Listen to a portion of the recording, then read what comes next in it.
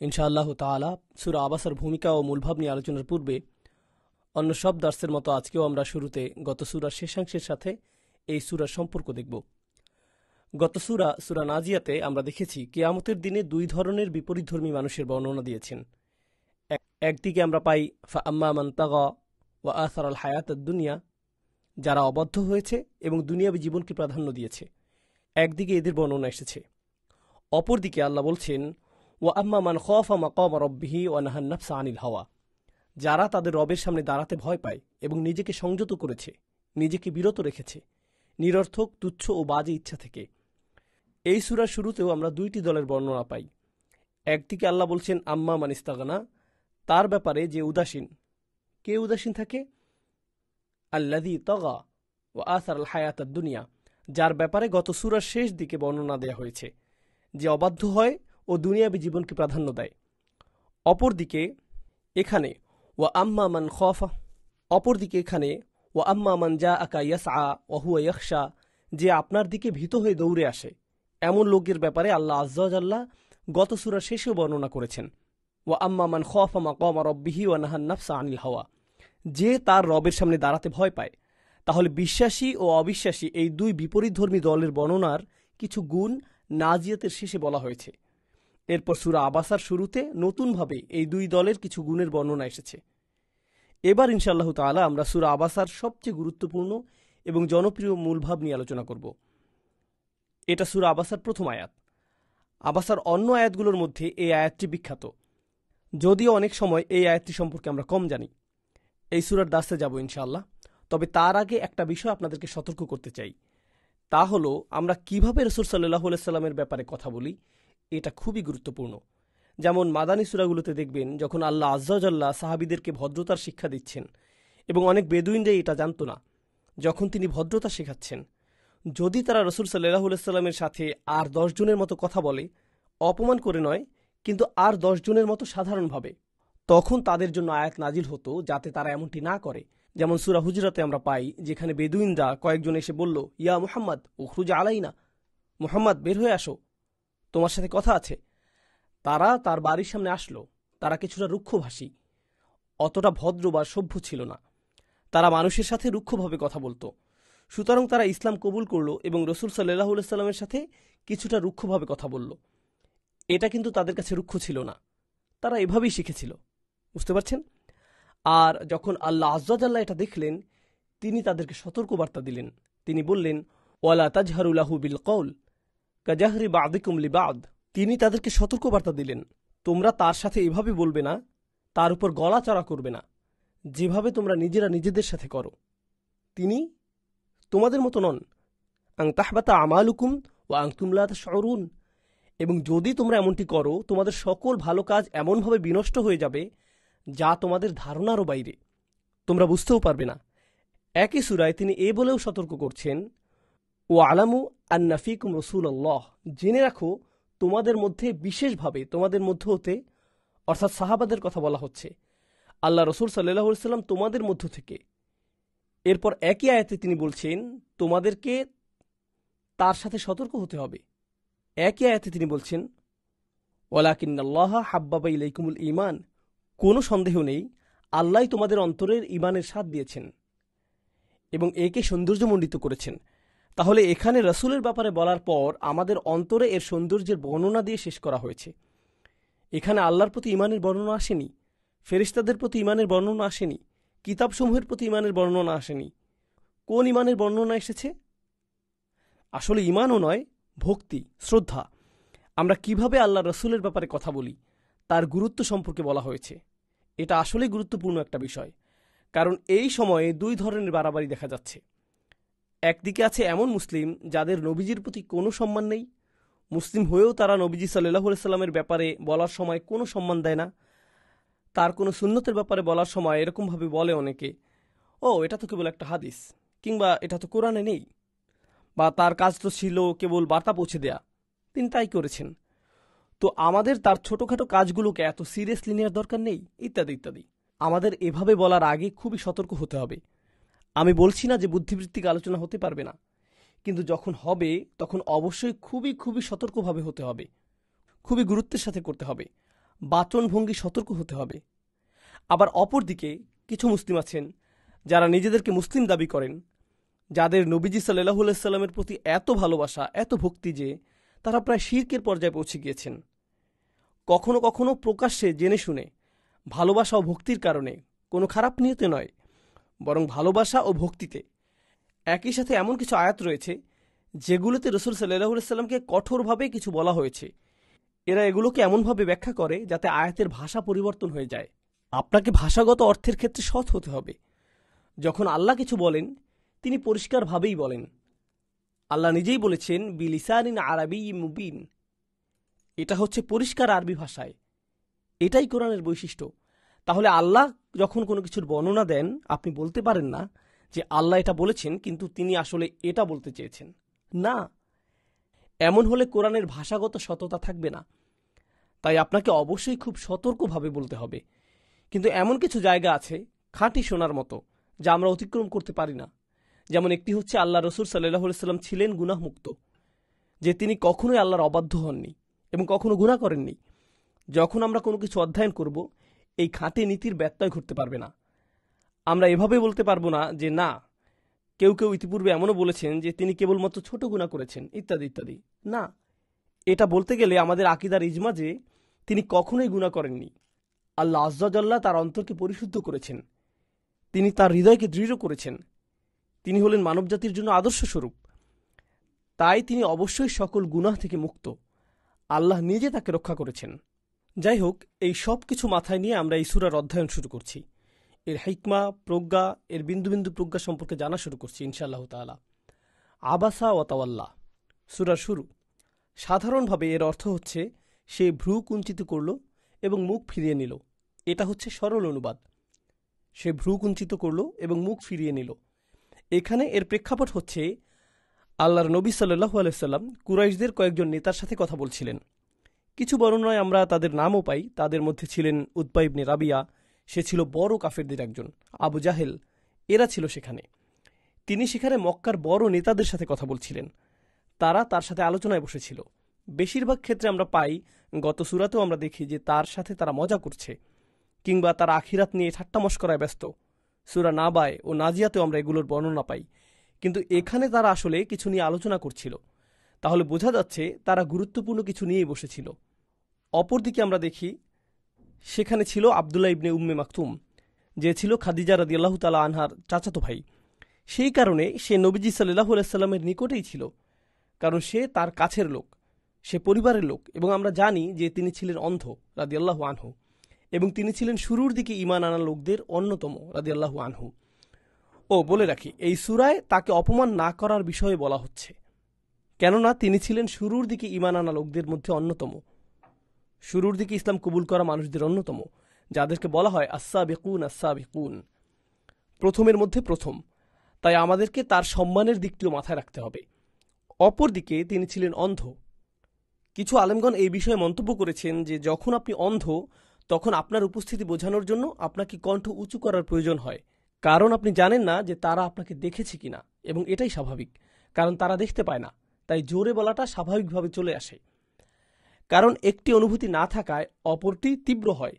তো তিনি নবীজি সাল্লাল্লাহু আলাইহি সাল্লামের কাছে এলেন এবং বললেন, একটি বর্ণনা এসেছে, আল্লিমনি মিম্মা আল্লামাকাল্লাহ, আমাকে তাই শেখান যা আল্লাহ আপনাকে শিখিয়েছেন। এবং তিনি এটা কয়েকবার বললেন, কারণ তিনি নবীজি সাল্লাল্লাহু আলাইহি সাল্লামের কথা শুনতে পাননি। তো তাই ভেবেছেন যে হয়তো নবীজি তাকে শুনতে পাননি সাল্লাল্লাহু আলাইহি সাল্লাম। এখন নবীজি সাল্লাল্লাহু আলাইহি সাল্লাম তখন তাদের সাথে আলোচনায় ব্যস্ত ছিলেন, যা প্রায় হয় না বললেই চলে। যেখানে এই বড় নেতারা তার কথা শুনবে, সবাই তার কথা মনোযোগ দিয়ে শুনেছে, এমন পরিস্থিতি কখনো হয় না। তখন কিছু কৌশলগত সমস্যা তৈরি হয়। একটি সমস্যা হলো, কাফের নেতাদের মধ্যে, অবিশ্বাসী নেতাদের মধ্যে সবসময় এই অভিযোগ ছিল, শুধু কেবল আমাদের নবীজির ক্ষেত্রে নয় সাল্লাল্লাহু আলাইহি সাল্লাম, বরং পূর্ববর্তী নবীদের ক্ষেত্রেও এই অভিযোগটি ছিল যে কেন আমরা এই লোকটিকে গ্রহণ করব, যেখানে নিচু লোকেরা, নিচু জাত, কৃষকরা তার কাছে আসে। এবং এই কারণে তারা বলতো, আমরা তোমার কথা শুনব না, কারণ তুমি নিচু মানুষদের সাথে চলাফেরা করো। এসব গরিব, দুর্বল, ক্ষমতাহীন, শোষিত মানুষেরা তোমার সাথে ওঠা বসা করে, আমরা তাদের সাথে চলতে পারবো না, তাতে আমাদের আভিজাত্য নষ্ট হবে। তুমি কি আমাদের সাথে কথা বলতে চাও? তাহলে একা একা এসে কথা বলো, আমরা তোমার কাছে যাব না, তোমাকে আমাদের কাছে আসতে হবে। তো এখানেও তো এমন একটা পরিস্থিতি মনে হচ্ছে যেখানে নবীজি সাল্লাল্লাহু আলাইহি সাল্লাম নিজে তাদের কাছে গিয়েছিলেন। দাওয়া হচ্ছে অন্যকে আপনার কাছে আমন্ত্রণ করা, মানে হচ্ছে কাউকে আমন্ত্রণ জানানো, কিন্তু তাবলীগ হচ্ছে অন্যকে বার্তা পৌঁছে দেয়া। নবীজির এই ঘটনাটি কোন অংশে পড়েছে? তাবলীগ। তিনি নিজে তাদের কাছে গিয়েছিলেন, তিনিই তাদের কাছে গিয়েছিলেন। এখন এই অবস্থায় একটা সমস্যা হলো, তারা আবদুল্লাহ ইবনে উম্মে মাকতুমকে দেখবে এবং দাওয়াত প্রত্যাখ্যান করার জন্য এটাই যথেষ্ট। তারা উঠে যেতে পারে, বলতে পারে আমরা এই লোকের উপস্থিতিতে কোনো কথা বলতে চাই না। আরেকটা সমস্যা হচ্ছে, নবীজি সাল্লাল্লাহু আলাইহি সাল্লামের কথা তারা শুনছে, এই অবস্থায় যদি তিনি সাহাবীর দিকে তাকান এবং তার সমস্যা সমাধানের চেষ্টা করেন, যেটা আসলে পরে করলেও হবে, সে কোথাও চলে যাচ্ছে না, সে একজন খাঁটি বিশ্বাসী, সে খাঁটি ইমানদার, তাই তার কথা পরে শুনলেও হবে। যা পরে করলে হবে না তা হলো এই সকল নেতাদের মধ্যে বার্তা পৌঁছে দেয়া, যারা অবশেষে তার কথা শুনছে। তাহলে যদি আপনি নবীজি সাল্লাল্লাহু আলাইহি সাল্লামের দৃষ্টিকোণ থেকে বিষয়টা দেখেন, তাহলে বুঝবেন তিনি এখানে কোনো ভুল করেননি, তিনি ভুল করেননি। এখানে আরেকটা বিষয় হলো, আবদুল্লাহ ইবনে উম্মে মাকতুম ছিলেন অন্ধ, তাই যখন নবীজি সাল্লাল্লাহু আলাইহি সাল্লাম মুখ ঘুরালেন, যখন আপনি কারো দিক থেকে মুখ ফিরিয়ে নেন, সে কেবলমাত্র তখনই মনক্ষুণ্ণ হবে যখন সে এটা দেখবে।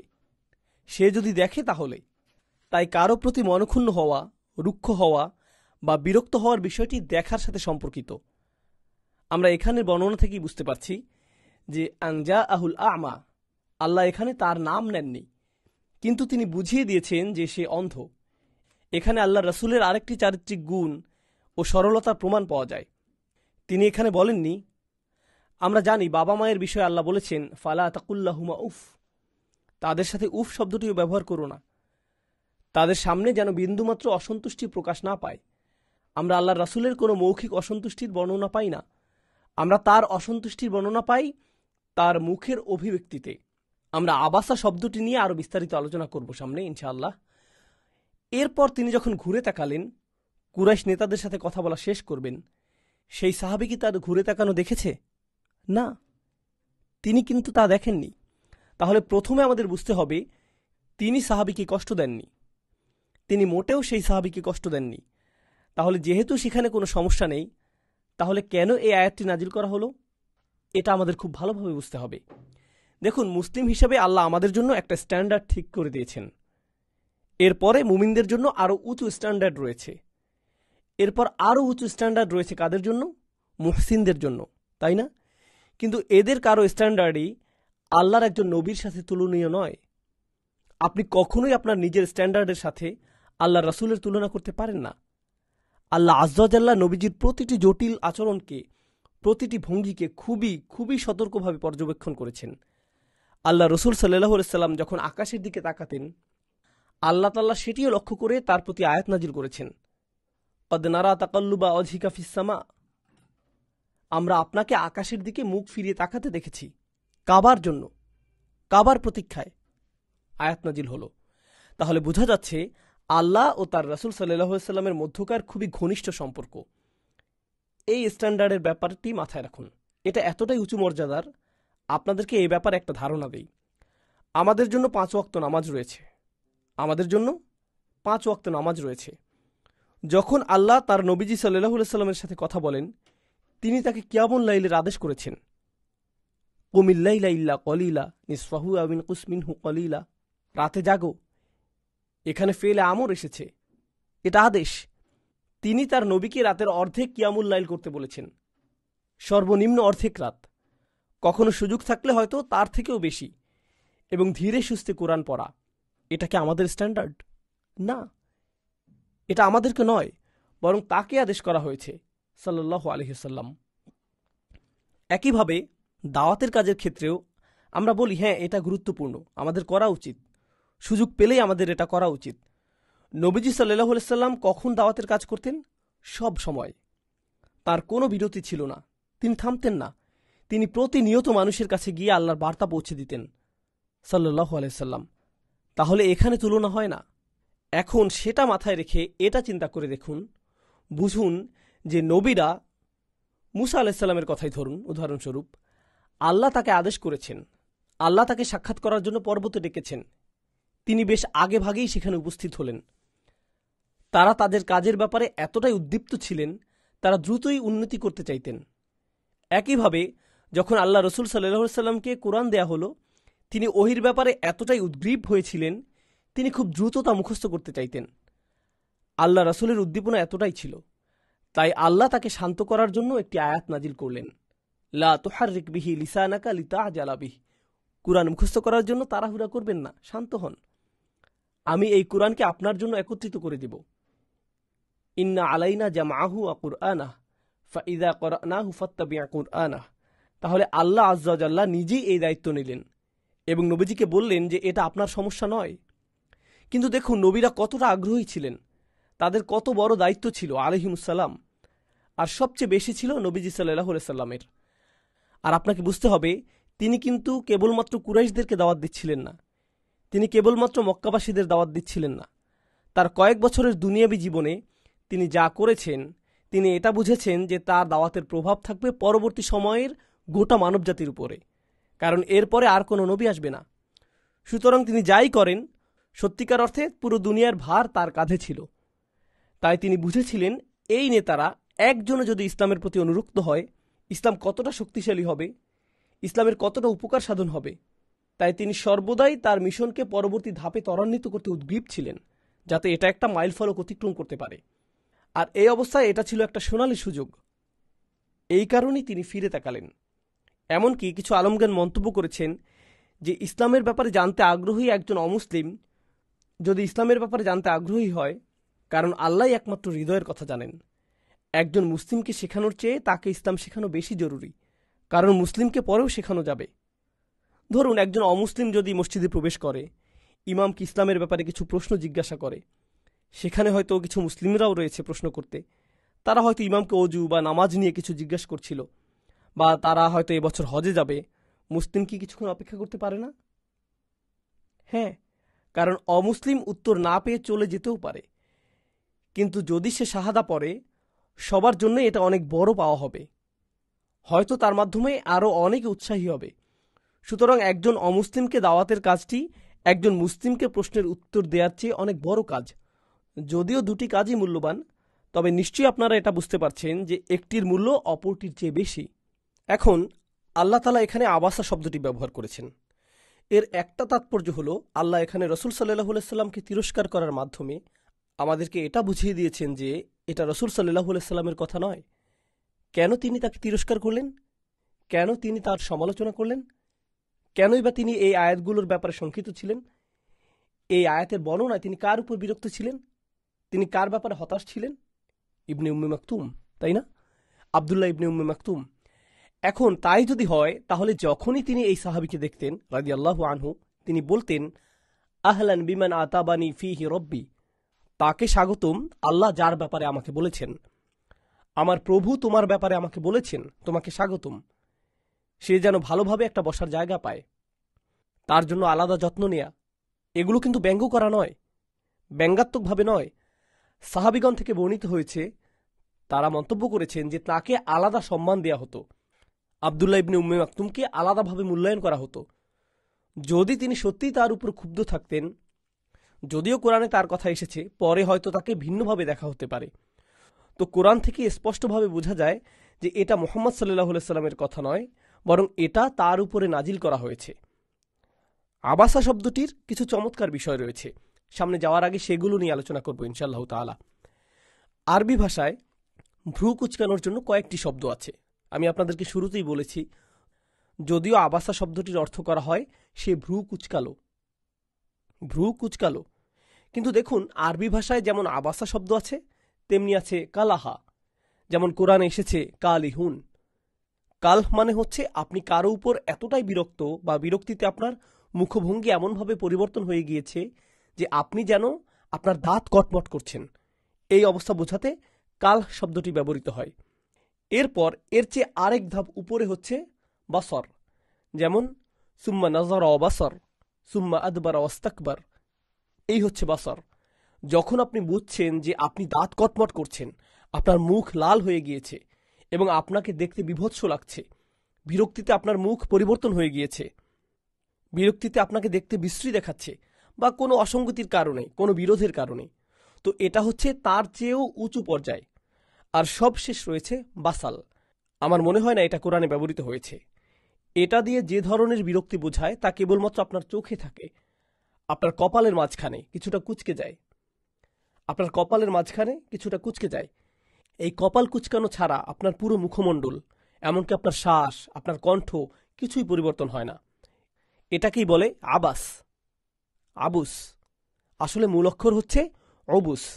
তাহলে আমরা জানলাম যে কিছু শব্দ আছে যেগুলো দিয়ে বিরক্তি ভাব প্রকাশ করা হয়। যখন মুহাম্মদ সাল্লাল্লাহু আলাইহি সাল্লাম তার বিরক্তি ভাব প্রকাশ করলেন একজন অন্ধ সাহাবীর উপর, তিনি এমন বিরক্তি প্রকাশ করেছেন যা একজন মানুষের জন্য সর্বনিম্ন। এমনকি এটাও আল্লাহ তাআলা লক্ষ্য করেছেন এবং তিনি তা বর্ণনা করেছেন, আবাসা ওয়া তাওয়াল্লা। বুঝতে পারছেন? এখন আমাদেরকে এর ভেতরকার মাহাত্ম্য বুঝতে হবে। প্রথমত, তিনি এখানে কি করেছেন? তিনি যে লক্ষ্যে এখানে এসেছেন তিনি সেটাকেই সর্বোচ্চ গুরুত্ব দিচ্ছেন, আর তাকে মনে হচ্ছে তার লক্ষ্যের জন্য একটা বাধা। নবীজি সাল্লাল্লাহু আলাইহি সাল্লামের এই অবুসের ব্যাপারে বর্ণনা করার পেছনে আল্লাহ আযজা ওয়া জাল্লার আরেকটা কারণ আছে। তিনি এই ব্যাপারে বর্ণনা করেছেন কারণ নবীজি সাল্লাল্লাহু আলাইহি সাল্লাম হলেন অনেক অনেক বিষয়ের জন্য মানুষের আদর্শ। তিনি বাবা হিসেবে আদর্শ, তিনি প্রতিবেশী হিসেবে আদর্শ, তিনি মানুষের মধ্যকার বিচারক হিসেবে আদর্শ, তিনি বিভিন্ন দিকে মানুষের জন্য আদর্শ। এর একটি দিক হচ্ছে নেতা হিসেবে তিনি আদর্শ। সেই সময়ে যারা তার উপর বিশ্বাস এনেছিল তিনি ছিলেন তাদের নেতা, তিনিই তাদের নেতা। তো এমন একটি দল যাদের মধ্যে একতা আছে, যারা এক, তারা তাদের নেতার সাথে জুড়ে থাকে, তারা নেতাকে ভালোবাসে, কারণ তাদের নেতাও তাদেরকে ভালোবাসে, তিনিও তাদেরকে ভালোবাসেন। যদি নেতা তার অনুসারীদেরকে বোঝায় যে তারা কম গুরুত্বপূর্ণ, তারা যদি মনে করে যে তারা কম গুরুত্বপূর্ণ, সেই দলের একতা ভাঙতে শুরু করে। আমরা দেখি রাসূল সাল্লাল্লাহু আলাইহি সাল্লামের সাহাবী রাদিয়াল্লাহু আনহুম আজমাইন, তারা প্রত্যেকেই মনে করতেন যে নবীজি সাল্লাল্লাহু আলাইহি সাল্লাম তাঁকে সবচেয়ে বেশি ভালোবাসেন। তারা সবাই মনে করতেন যে রাসূল সাল্লাল্লাহু আলাইহি সাল্লাম তাদেরকে সবচেয়ে বেশি ভালোবাসতেন। এটা হচ্ছে সত্যিকার নেতৃত্বের পরিচায়ক। সেই নেতৃত্বের সাথে বর্তমানের নেতৃত্বের তুলনা করুন। সবাই মনে করে যে নেতা তাকে অপছন্দ করে, নেতা নিশ্চয়ই ওকে পছন্দ করে। সুবহানাল্লাহ। নবীজি সাল্লাল্লাহু আলাইহি সাল্লামের নেতৃত্ব এমনই ছিল।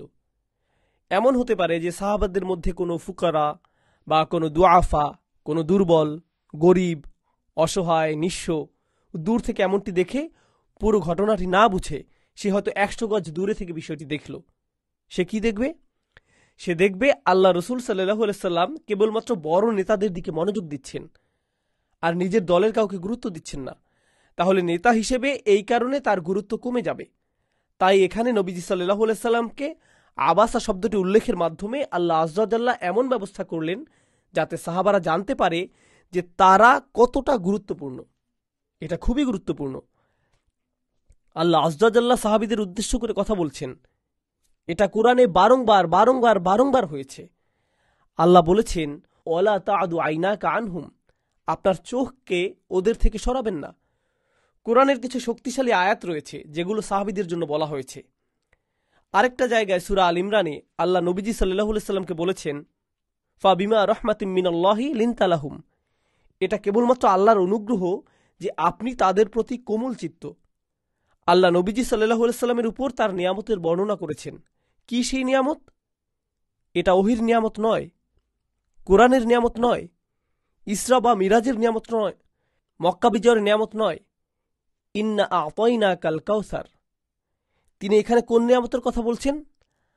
আল্লাহ আপনাকে সাহাবীদের প্রতি কোমল করেছেন। সুবহানাল্লাহ। এরপর ওয়ালাউ কুনতা ফাজ্জান গলিযাল কলব লানফাদ্দু মিন হাওলিক, আর যদি আপনি কঠোর স্বভাবের, কঠিন হৃদয় সম্পন্ন হতেন তবে তারা আপনার আশপাশ থেকে সরে পড়ত। আল্লাহ তাআলা সাহাবীদের পক্ষ নিয়ে বলে এরপর নবীজি সাল্লাল্লাহু আলাইহি সাল্লামকে আদেশ করছেন, ফাআফু আনহুম ওয়াস্তাগফির লাহুম ওয়াসাউিরহুম ফিল আমর, অতএব তাদেরকে ভালোবেসে ক্ষমা করে দাও, তাদের জন্য ক্ষমা প্রার্থনা করো, আর যখন কোনো সিদ্ধান্ত নেবে তাদের সাথে পরামর্শ করবে। সুবহানাল্লাহ। চিন্তা করে দেখুন, নবীজির কি পরামর্শের প্রয়োজন আছে? নবীজি নিজে কোথা থেকে নির্দেশনা পান? ওহী থেকে। তিনি কি বিষয়ে পরামর্শ করবেন? এটা কিসের জন্য? যাতে সাহাবারা নিজেদেরকে গুরুত্বপূর্ণ মনে করে। যদিও সিদ্ধান্ত আসলে ঐক্যমত্যের ভিত্তিতেই হয়েছে। সিদ্ধান্ত কিসের রয়েছে? নবীজি সাল্লাল্লাহু আলাইহি ওয়াসাল্লাম বলেছেন ফাইজা আজামতা। তিনি বলেননি ফাইজা আজামতুম। তিনি বলেছেন ফাইজা আজামতা, যখন তুমি কোনো সিদ্ধান্ত নিবে, আল্লাহর উপর ভরসা করবে। তিনি বলেননি ফাইজা আজামতুম ফাতাওয়াক্কালু আলাল্লাহ। তিনি বলেছেন ফাইজা আজামতা ফাতাওয়াক্কাল আলাল্লাহ। এক বচনে বলেছেন তোমাকে পরামর্শ করতে হবে। পরামর্শ করতে হবে যাতে তারা মনে করে তারাও এর অংশ। যদিও এর সিদ্ধান্ত তুমি জানো, কিন্তু তোমাকে তাদেরকে গুরুত্ব দিতে হবে এবং অন্তর্ভুক্ত করতে হবে। এটাই ছিল নবীজি সাল্লাল্লাহু আলাইহি সাল্লামের কাজের পদ্ধতি, এবং বিশেষভাবে তাদের জন্য যারা তাকে হতাশ করেছে। কারণ এই সব কিছুর পরেও আল্লাহ বলেন তাদেরকে ক্ষমা করে দাও, তাদের জন্য ক্ষমা প্রার্থনা করো। কার জন্য ক্ষমা প্রার্থনা করবেন? যে ভুল করেছে তার জন্যই তো, তাই না? এই সব অনুসারীর জন্য যারা নেতাকে হতাশ করেছে, এর পরেও তিনি তাদের মন্তব্য নেবেন। এটাই হচ্ছে নেতৃত্ব। এটা হচ্ছে প্রকৃত বুদ্ধিদীপ্ত নেতৃত্ব। একজন সাধারণ মানুষের কাছ থেকে আপনি এই ধরনের নেতৃত্ব আশা করতে পারেন না। আমরা তো আমাদের বাচ্চাদের সাথেও এরকম নেতৃত্বের চর্চা করি না। একজন শিক্ষক ক্লাসে শিক্ষার্থীদের সাথে এই ধরনের নেতৃত্ব চর্চা করেন না। এর জন্য অনেক ইলমের দরকার হয়, অনেক সহনশীলতা, অনেক ধৈর্যের প্রয়োজন হয়, অনেক অনেক শক্ত চরিত্রের মানুষ হতে হয়, যিনি সমস্যাকে নিজের ঘাড়ে নেবেন, কিন্তু এটা তার মুখেও প্রকাশ পাবে না। নবীজি সাল্লাল্লাহু আলাইহি সাল্লাম প্রতিদিন কতগুলো সমস্যার মুখোমুখি হয়েছেন একবার কল্পনা করুন। কেবলমাত্র আয়াত পড়ে নয়, তার জীবনটা দেখুন, তার সময়টা একবার ভাবুন। মক্কার জীবন কতটা কঠিন ছিল একবার ভাবুন। আর এখানে তিনি দাওয়াতের একটা মোক্ষম সুযোগ পেয়েছেন। আর এখন এই সাহাবী, আরেকটা ব্যাপার হচ্ছে, আমরা জেনেছি তিনি কয়েকবার ইয়া মুহাম্মদ বলেছেন। ইয়া মুহাম্মদ আল্লিমনি মিম্মা আল্লামাকাল্লাহ, ইয়া মুহাম্মদ আল্লিমনি মিম্মা আল্লামাকাল্লাহ। মুহাম্মদ আমাকে শেখান যা আল্লাহ আপনাকে শিখিয়েছেন। মুহাম্মদ আমাকে শেখান যা আল্লাহ আপনাকে শিখিয়েছেন। তিনি তার নাম ধরে ডাকছিলেন সাল্লাল্লাহু আলাইহি সাল্লাম। কোরআনে ইয়া মুহাম্মদ শব্দটি আমরা পাই না।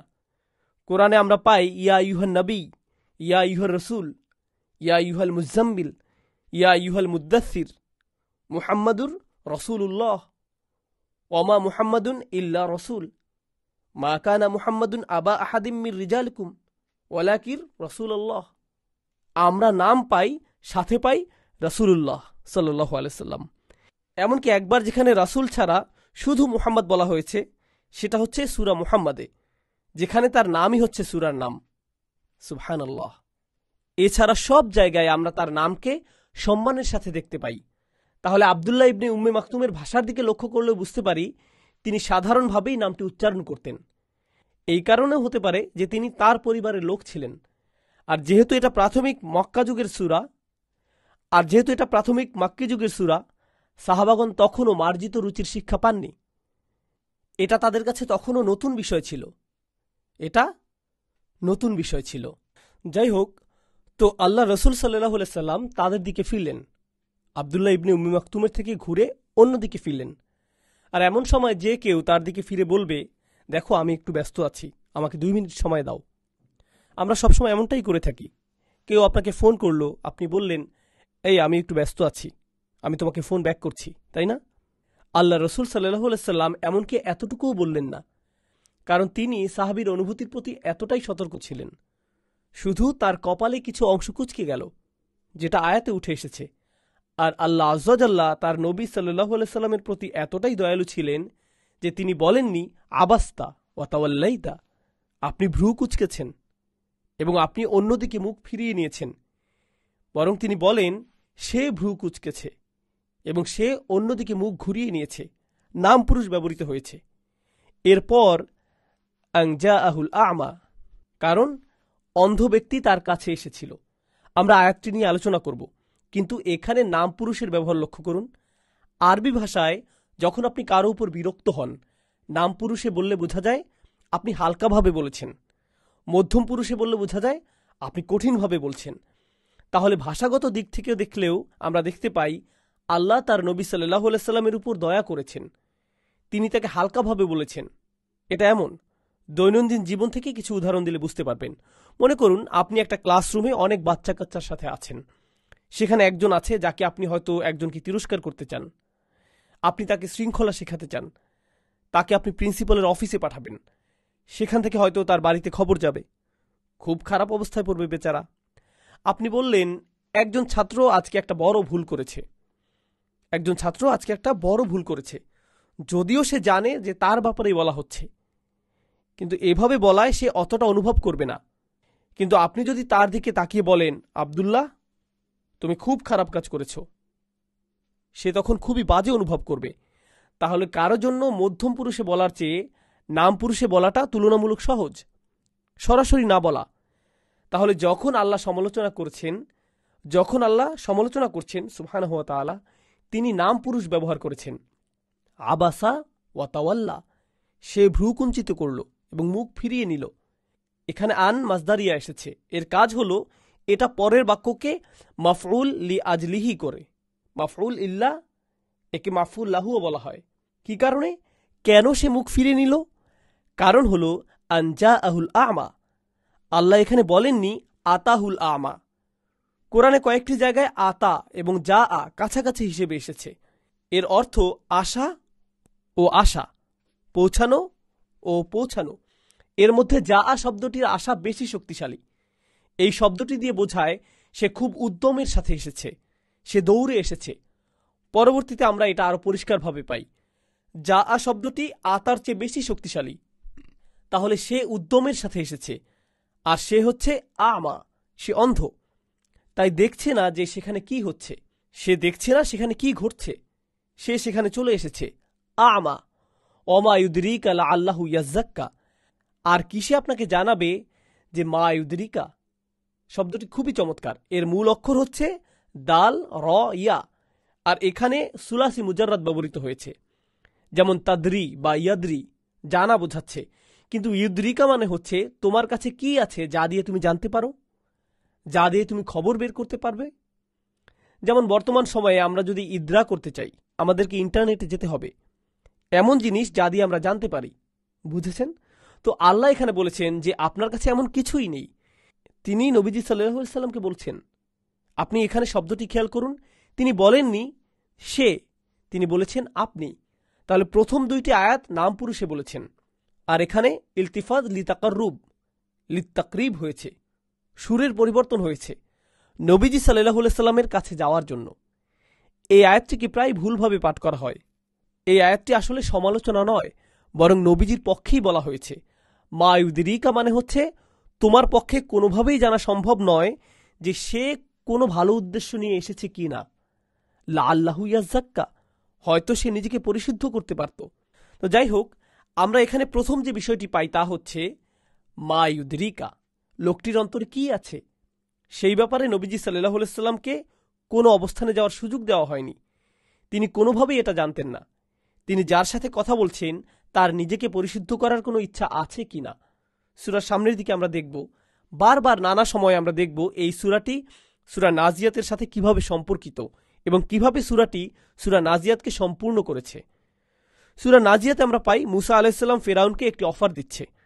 এমনকি ফেরাউনকে আমরা সবাই জানি, এই লোকটি বাচ্চাদেরকে মেরেছে, সে পুরো একটা জাতিকে শোষণ করেছে, নিজেকে খোদা দাবি করেছে, ইত্যাদি ইত্যাদি। মুসা আলাইহিস সালামের সাথে অনেক কথোপকথন। এরপরে মুসা আলাইহিস সালাম তার ব্যাপারে আশা হারাচ্ছেন না। তিনি বলছেন, ফাকুল হাল্লাকা ইলা আন তাযাক্কা, তোমার মধ্যে কি নিজেকে পরিশুদ্ধ করার কোনো ইচ্ছা বাকি আছে? তিনি আশা হারাচ্ছেন না। সেই একই শব্দ তাযাক্কা এখানে নাম পুরুষে ব্যবহৃত হয়েছে। ওমা ইউদরিকা লাআল্লাহু ইয়াজ্জাক্কা, আপনার কাছে এমন কিছুই নেই যা দিয়ে আপনি জানতে পারেন হয়তো সে নিজেকে পরিশুদ্ধ করবে, হয়তো তার মধ্যেও ভালো মানুষ হবার ইচ্ছা আছে। সরল বাংলায় আমরা একে বলি পরিশুদ্ধ হওয়া, একজন ভালো মানুষ হবার চেষ্টা, বুঝতে পারা যে আপনার মধ্যে কিছু নোংরা, কিছু ময়লা, কিছু অনৈতিকতা আছে, আপনি সেখান থেকে বের হতে চান। সে কারণেই তিনি আপনার কাছে এসেছেন রাদিয়াল্লাহু আনহু। এই লাআল্লাহ শব্দটি এখানে হয়েছে তারাজ্জি। এর অর্থ হল এই লোকটি, বলে রাখি এটা কিন্তু জ্ঞানার্জনের পূর্ব ধাপ, কেননা পরের আয়াতে আমরা পাই তাকে মনে করিয়ে দেয়া হয় যে সে নবীজি সাল্লাল্লাহু আলাইহি সাল্লামের কাছ থেকে কিছু শিখেছিল, কিন্তু আল্লাহ বলছেন আসলে সে আগে পরিশুদ্ধ হতে এসেছিল যাতে সে একজন ভালো মানুষ হতে পারে। সুতরাং আমরা আমাদের দিন থেকে কেবল চমৎকার বিষয়গুলো, বিভিন্ন তারিখ, সময়, স্থান, বিভিন্ন নাম, নানার কাহিনী সম্পর্কেই জানতে পারি তা নয়, কোন নবী আগে এসেছেন, কে দ্বিতীয়, কে তৃতীয়, কোন বইয়ে কোন অধ্যায়ে কি আছে, ইত্যাদি ইত্যাদি। এগুলো খুবই চমৎকার শিক্ষা, কিন্তু এগুলোর উদ্দেশ্য কি? কেন আমরা এগুলো সম্পর্কে জানছি? যাতে আমরা নিজেদেরকে পরিশুদ্ধ করতে পারি। এই জন্যই সেই সাহাবী এসেছিলেন, সেই আশায় যাতে তিনি নিজেকে পরিশুদ্ধ করতে পারেন। এখানে আরেকটি বিষয় উল্লেখ করার মতো, তা হলো এটা একটি ছোট বালাগি পয়েন্ট। এখানে ইয়াজ্জাক্কা শব্দটির সাথে সাদ খেয়াল করুন। আসলে শব্দটি ছিল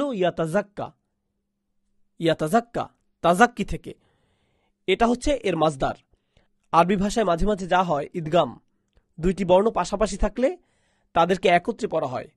এখন ব্যাকরণগতভাবে আপনি বলতে পারেন ইয়াজ্জাক্কা ও ইয়াতাজাক্কার অর্থ একই, ব্যাকরণে এর অর্থ একই, কিন্তু কোরআনে এই দুয়ের মধ্যেও সূক্ষ্ম পার্থক্য আছে। যখন কোনো কিছু আংশিক, সম্পূর্ণ নয়, তখন হবে ইয়াজ্জাক্কারু। ঠিক আছে? এই ধরনের শব্দ ব্যবহৃত হবে। যখন সম্পূর্ণ বোঝাবে, সেক্ষেত্রে সম্পূর্ণ বানানো বসবে। অর্থাৎ একবারের দেখায়, একবারের সাক্ষাতে নিশ্চয়ই সে সম্পূর্ণ পরিশুদ্ধ হয়ে যাবে না। সে হয়তো কিছুটা পরিশুদ্ধ হবে, সে কিছুটা পাবে। ইয়াতাজাক্কারু হলে এখানে সম্পূর্ণ বোঝাতো। একবার সাক্ষাৎ, পরের বার হালকা, আবার প্রশ্ন উত্তর পর্ব, এরপর হয়তো সে সম্পূর্ণ ভালো মানুষ হবে। কিন্তু ইয়াজ্জাক্কা শব্দটি দিয়ে অসম্পূর্ণ বোঝাচ্ছে। সে হয়তো কিছুটা উপকার পাবে, রাদিয়াল্লাহু আনহু। আও ইয়াজ্জাক্কারু, সে হয়তো নিজের জন্য কিছু স্মরণিকা পেত। ফাতানফাহু যিকরা, ফলাফল স্বরূপ তাই যদি হয়ে থাকে, অর্থাৎ সেই লোকটি তার নিজেকে পরিশুদ্ধির জন্য এসেছে এবং কিছু উপকারী স্মরণিকা নিয়েছে, ফলাফল স্বরূপ সেই স্মরণিকা তার জন্য উপকারী হবে। ফাতানফাহু যিকরা, এখানে আল্লাহ বলেননি ফাতানফাহুজ তাযাক্কার বা ইয়ানফাহুজ তাযাক্কার, তিনি বলেছেন আয-যিকরা শব্দটি দিয়ে অনির্দিষ্ট বোঝায়। এটা একটি মাজদার, যাকারা ইয়াযকুরু থেকে। মূল শব্দটি হলো যিকরুন, যিক্র নয়। এই শব্দের শেষের আলিফ মাকসুরা শব্দকে মুবালাগা দেয়। আরবিতে আমরা বলি যিকর হচ্ছে স্মরণ, যিকরা হচ্ছে শক্তিশালী স্মরণ, মানে এটা হচ্ছে শক্তিশালীভাবে স্মরণ। এ থেকে বোঝা যায় যখনই নবীজি সাল্লাল্লাহু আলাইহি ওয়াসাল্লাম কারোর সাথে কথা বলতেন, সেটা তার জন্য সাধারণ স্মরণিকা হতো না, এটা হতো শক্তিশালী স্মরণ। যদিও তিনি অল্প কথা বলতেন, তবুও এটা তার জন্য শক্তিশালী স্মরণিকা হতো। এখন যখন নবীজি সাল্লাল্লাহু আলাইহি ওয়াসাল্লাম কোনো কিছু বলেন, বিশেষ করে মক্কি যুগের কোরআনে, সেটা হচ্ছে স্বয়ং কোরআনকেই বোঝানো হচ্ছে। সুতরাং আয-যিকরা, যে শক্তিশালী স্মরণিকার কথা বলা হচ্ছে, এটা দিয়ে কোরআনকেই বোঝানো হচ্ছে। এরপরে এর চেয়েও শক্তিশালী আরেকটা শব্দ নিয়ে আমরা জানবো ইনশাআল্লাহ। মূল কথা হচ্ছে কোরআনকে এখানে একটি শক্তিশালী স্মরণিকা হিসেবে পরিচয় করিয়ে দেওয়া হয়েছে তার জন্য যে এই স্মরণিকা পেতে চায়। তাহলে আল্লাহ এখানে প্রথমেই বলেননি ফাতানফাহু যিকরা, বরং তিনি বলেছেন আও ইয়াযযাক্কারু, যে নিজে এই স্মরণ পাওয়ার চেষ্টা করে, তার জন্য ফলাফল স্বরূপ এই স্মরণিকা খুবই শক্তিশালী হবে, এটা তার জন্য উপকারী হবে। আম্মা মান ইস্তাগনা, অপরদিকে তার জন্য যার আছে ইস্তিগনা, মান ইস্তাগনা, তার জন্য যে উদাসীন, বেপরোয়া, কোনো কিছু নিয়ে ভাবে না। ইস্তিগনা শব্দটি গনি থেকে এসেছে। গনি হচ্ছে এতটাই ধনী যাকে কোনো কিছু নিয়ে ভাবতে হয় না। সে টাকা নিয়ে ভাবে না, সে বাড়ি নিয়ে ভাবে না, সে জীবনের কোনো খরচ নিয়ে ভাবে না। যারা এরকম বিশাল প্রাচুর্যের মধ্যে বাস করে, যার কোনো কিছুর প্রয়োজন নেই, কোনো চাওয়া পাওয়া নেই, তার কিছু পাওয়ার আকাঙ্ক্ষা নেই, সে চাওয়া মাত্রই তার কাছে চলে আসে, এই ধরনের মানুষের গিনা থাকে, এই ধরনের মানুষের গিনা থাকে। আল্লাহ আযজা জাল্লার একটি নাম হচ্ছে আল গনি, আল গনি, কারণ তার কিছুর প্রয়োজন নেই, তার কিছুই প্রয়োজন নেই। সুতরাং এখানে ইস্তিগনা শব্দটির শুরুতে আলিফ, সিন ও তা আছে, এটা বাবে ইস্তিফাল। এর অর্থ হচ্ছে সেই সকল লোক যারা ভাবে তাদের কোনো কিছুর প্রয়োজন নেই। যে ব্যক্তির এমন ভাব থাকে যে তার কোনো কিছুর প্রয়োজন নেই, সে এসবের ব্যাপারে উদাসীন থাকে। এখানে ইস্তিগনা বলতে কিন্তু কুরাইশ নেতাদের কথা বোঝানো হচ্ছে।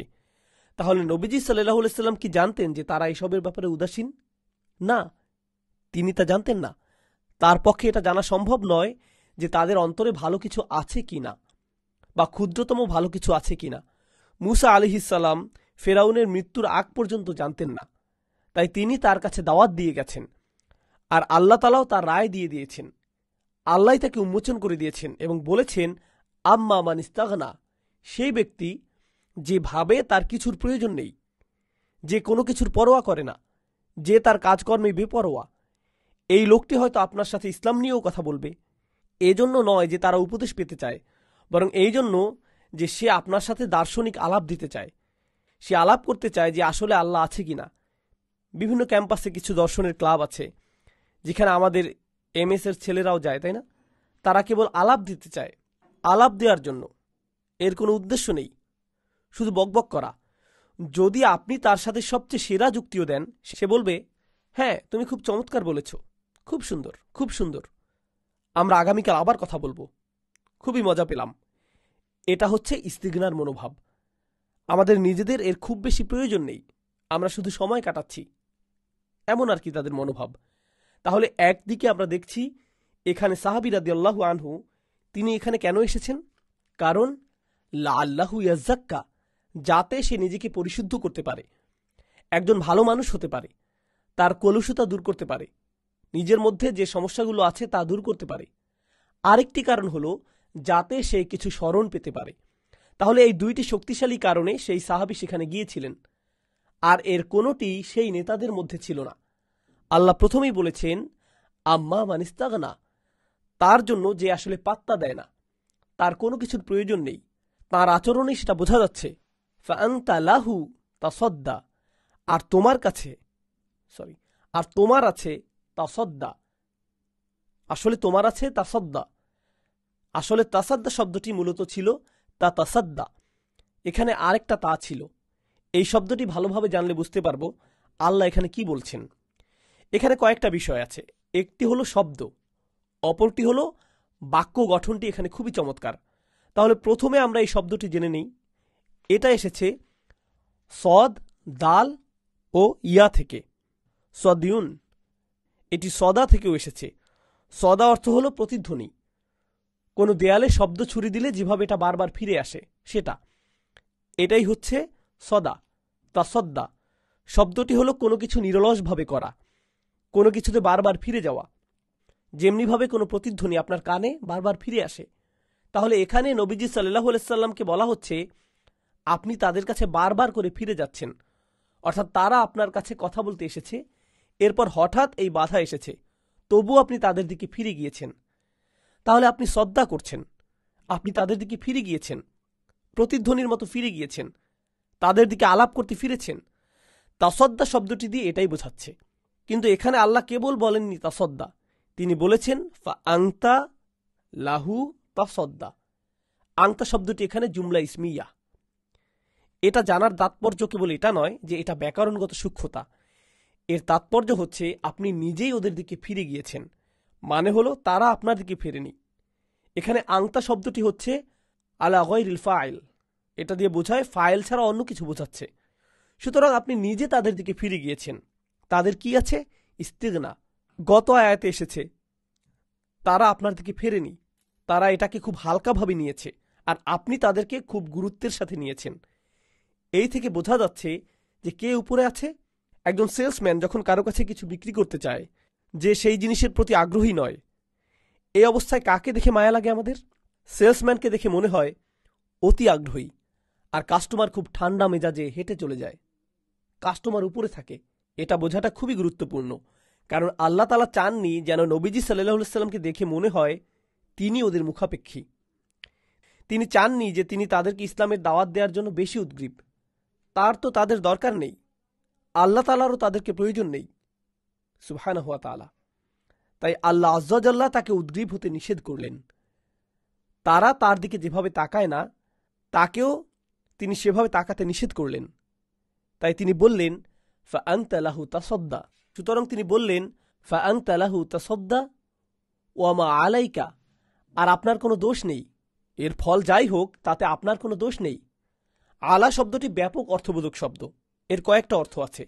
যদি তারা ইসলাম গ্রহণ না করে, এতে আপনার কোনো দোষ নেই। যদি সে নিজেকে পরিশুদ্ধ করতে না চায়, এটা প্রথম। আরেকটি অর্থ হচ্ছে এটা আপনার উপর ফরজ নয়, আপনি তার জন্য দায়ীও নন।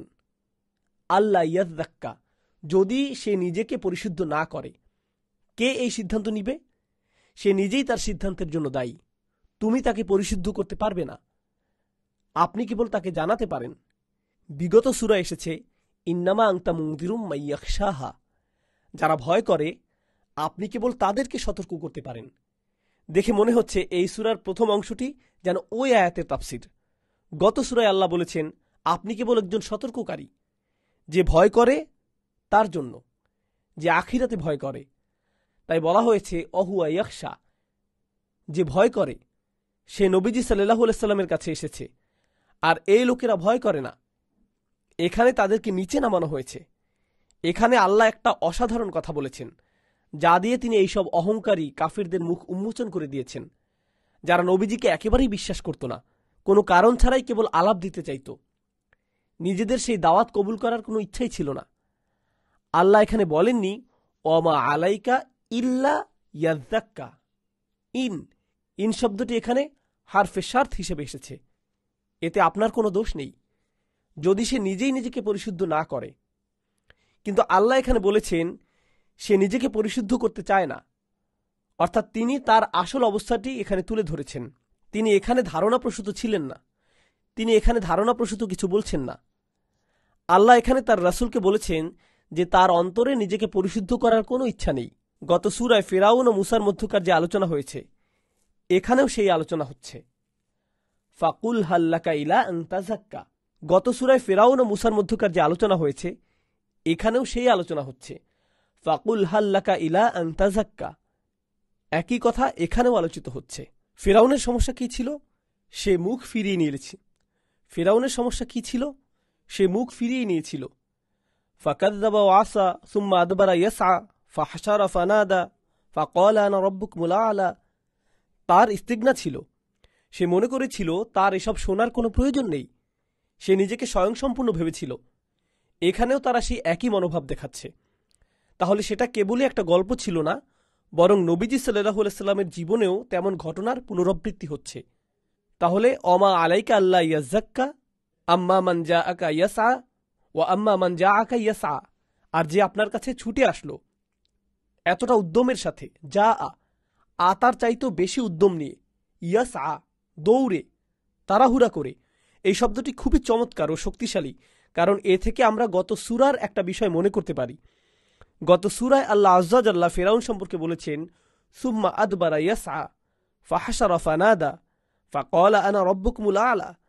ফিরাউনকে চিন্তা করুন, যেন সে তার প্রাসাদে আছে, তার নিজস্ব কামরায় আছে। যখন মূসার দাওয়াত ছড়িয়ে পড়তে লাগলো, সে চিন্তায় দ্রুত হাঁটতে লাগলো। হাঁটার গতি ছিল সাধারণ হাঁটার চেয়েও দ্রুত, কিন্তু দৌড়ানোর চেয়ে ধীর। সে দ্রুত হাঁটতে লাগলো। তার হাঁটা ছিল অহংকারের হাঁটা। এখানে ভিন্ন ধরনের হাঁটার কথা বলা হচ্ছে। ওয়া আম্মা মান জাআকা ইয়াসআ ওয়া আম্মা মান জাআকা ইয়াসআ। সে দ্রুত হেঁটে আপনার কাছে এলো, তাড়াহুড়া করে এলো। আর এটা হচ্ছে আব্দুল্লাহ ইবনে উম্মে মাকতুম রাদিয়াল্লাহু তাআলা আনহুর হাঁটা। এটা হচ্ছে নম্রভাবে হাঁটা, আল্লাহর ভয়ের জন্য হাঁটা। আগের ক্ষেত্রে কোনো আল্লাহর ভয় ছিল না, আর এটা হচ্ছে আল্লাহর ভয়ে হাঁটা। তারা দুজনেই হাঁটছে, কিন্তু ভিন্ন দুই দিক থেকে। সুবহানাল্লাহ। এরপর এখানে এসেছে ওয়া আম্মা মান জাআকা ইয়াসআ ওয়া হুয়া ইয়াখশা। তার কথা বলা হচ্ছে। তার আছে খাশিয়া, এবং সে ভয় করে। আল্লাহ কিন্তু বলেননি ওয়া ইয়াখশা, সে ভয় করে। তিনি বলেছেন ওয়া হুয়া ইয়াখশা, এবং সেই ভয় করে। এভাবে দমির ব্যবহৃত হলে বোঝা যায় আল্লাহ বোঝাতে চাচ্ছেন এখানে আরও কেউ আছে যার খসিয়া নেই, তার খসিয়া আছে। আপনি যাদের সাথে কথা বলছেন তাদের নেই, তাদের কথা ভুলে যান। তাদের কাছ থেকে ভালো কিছু আসবে না। এজন্যই গত সূরায় তিনি মনে করিয়ে দিয়েছেন ইন্নামা আংতা মুনদিরুম মাই ইয়াখশাহা। আপনি কেবল কাদেরকে সতর্ক করবেন? যাদের অন্তরে ভয় আছে।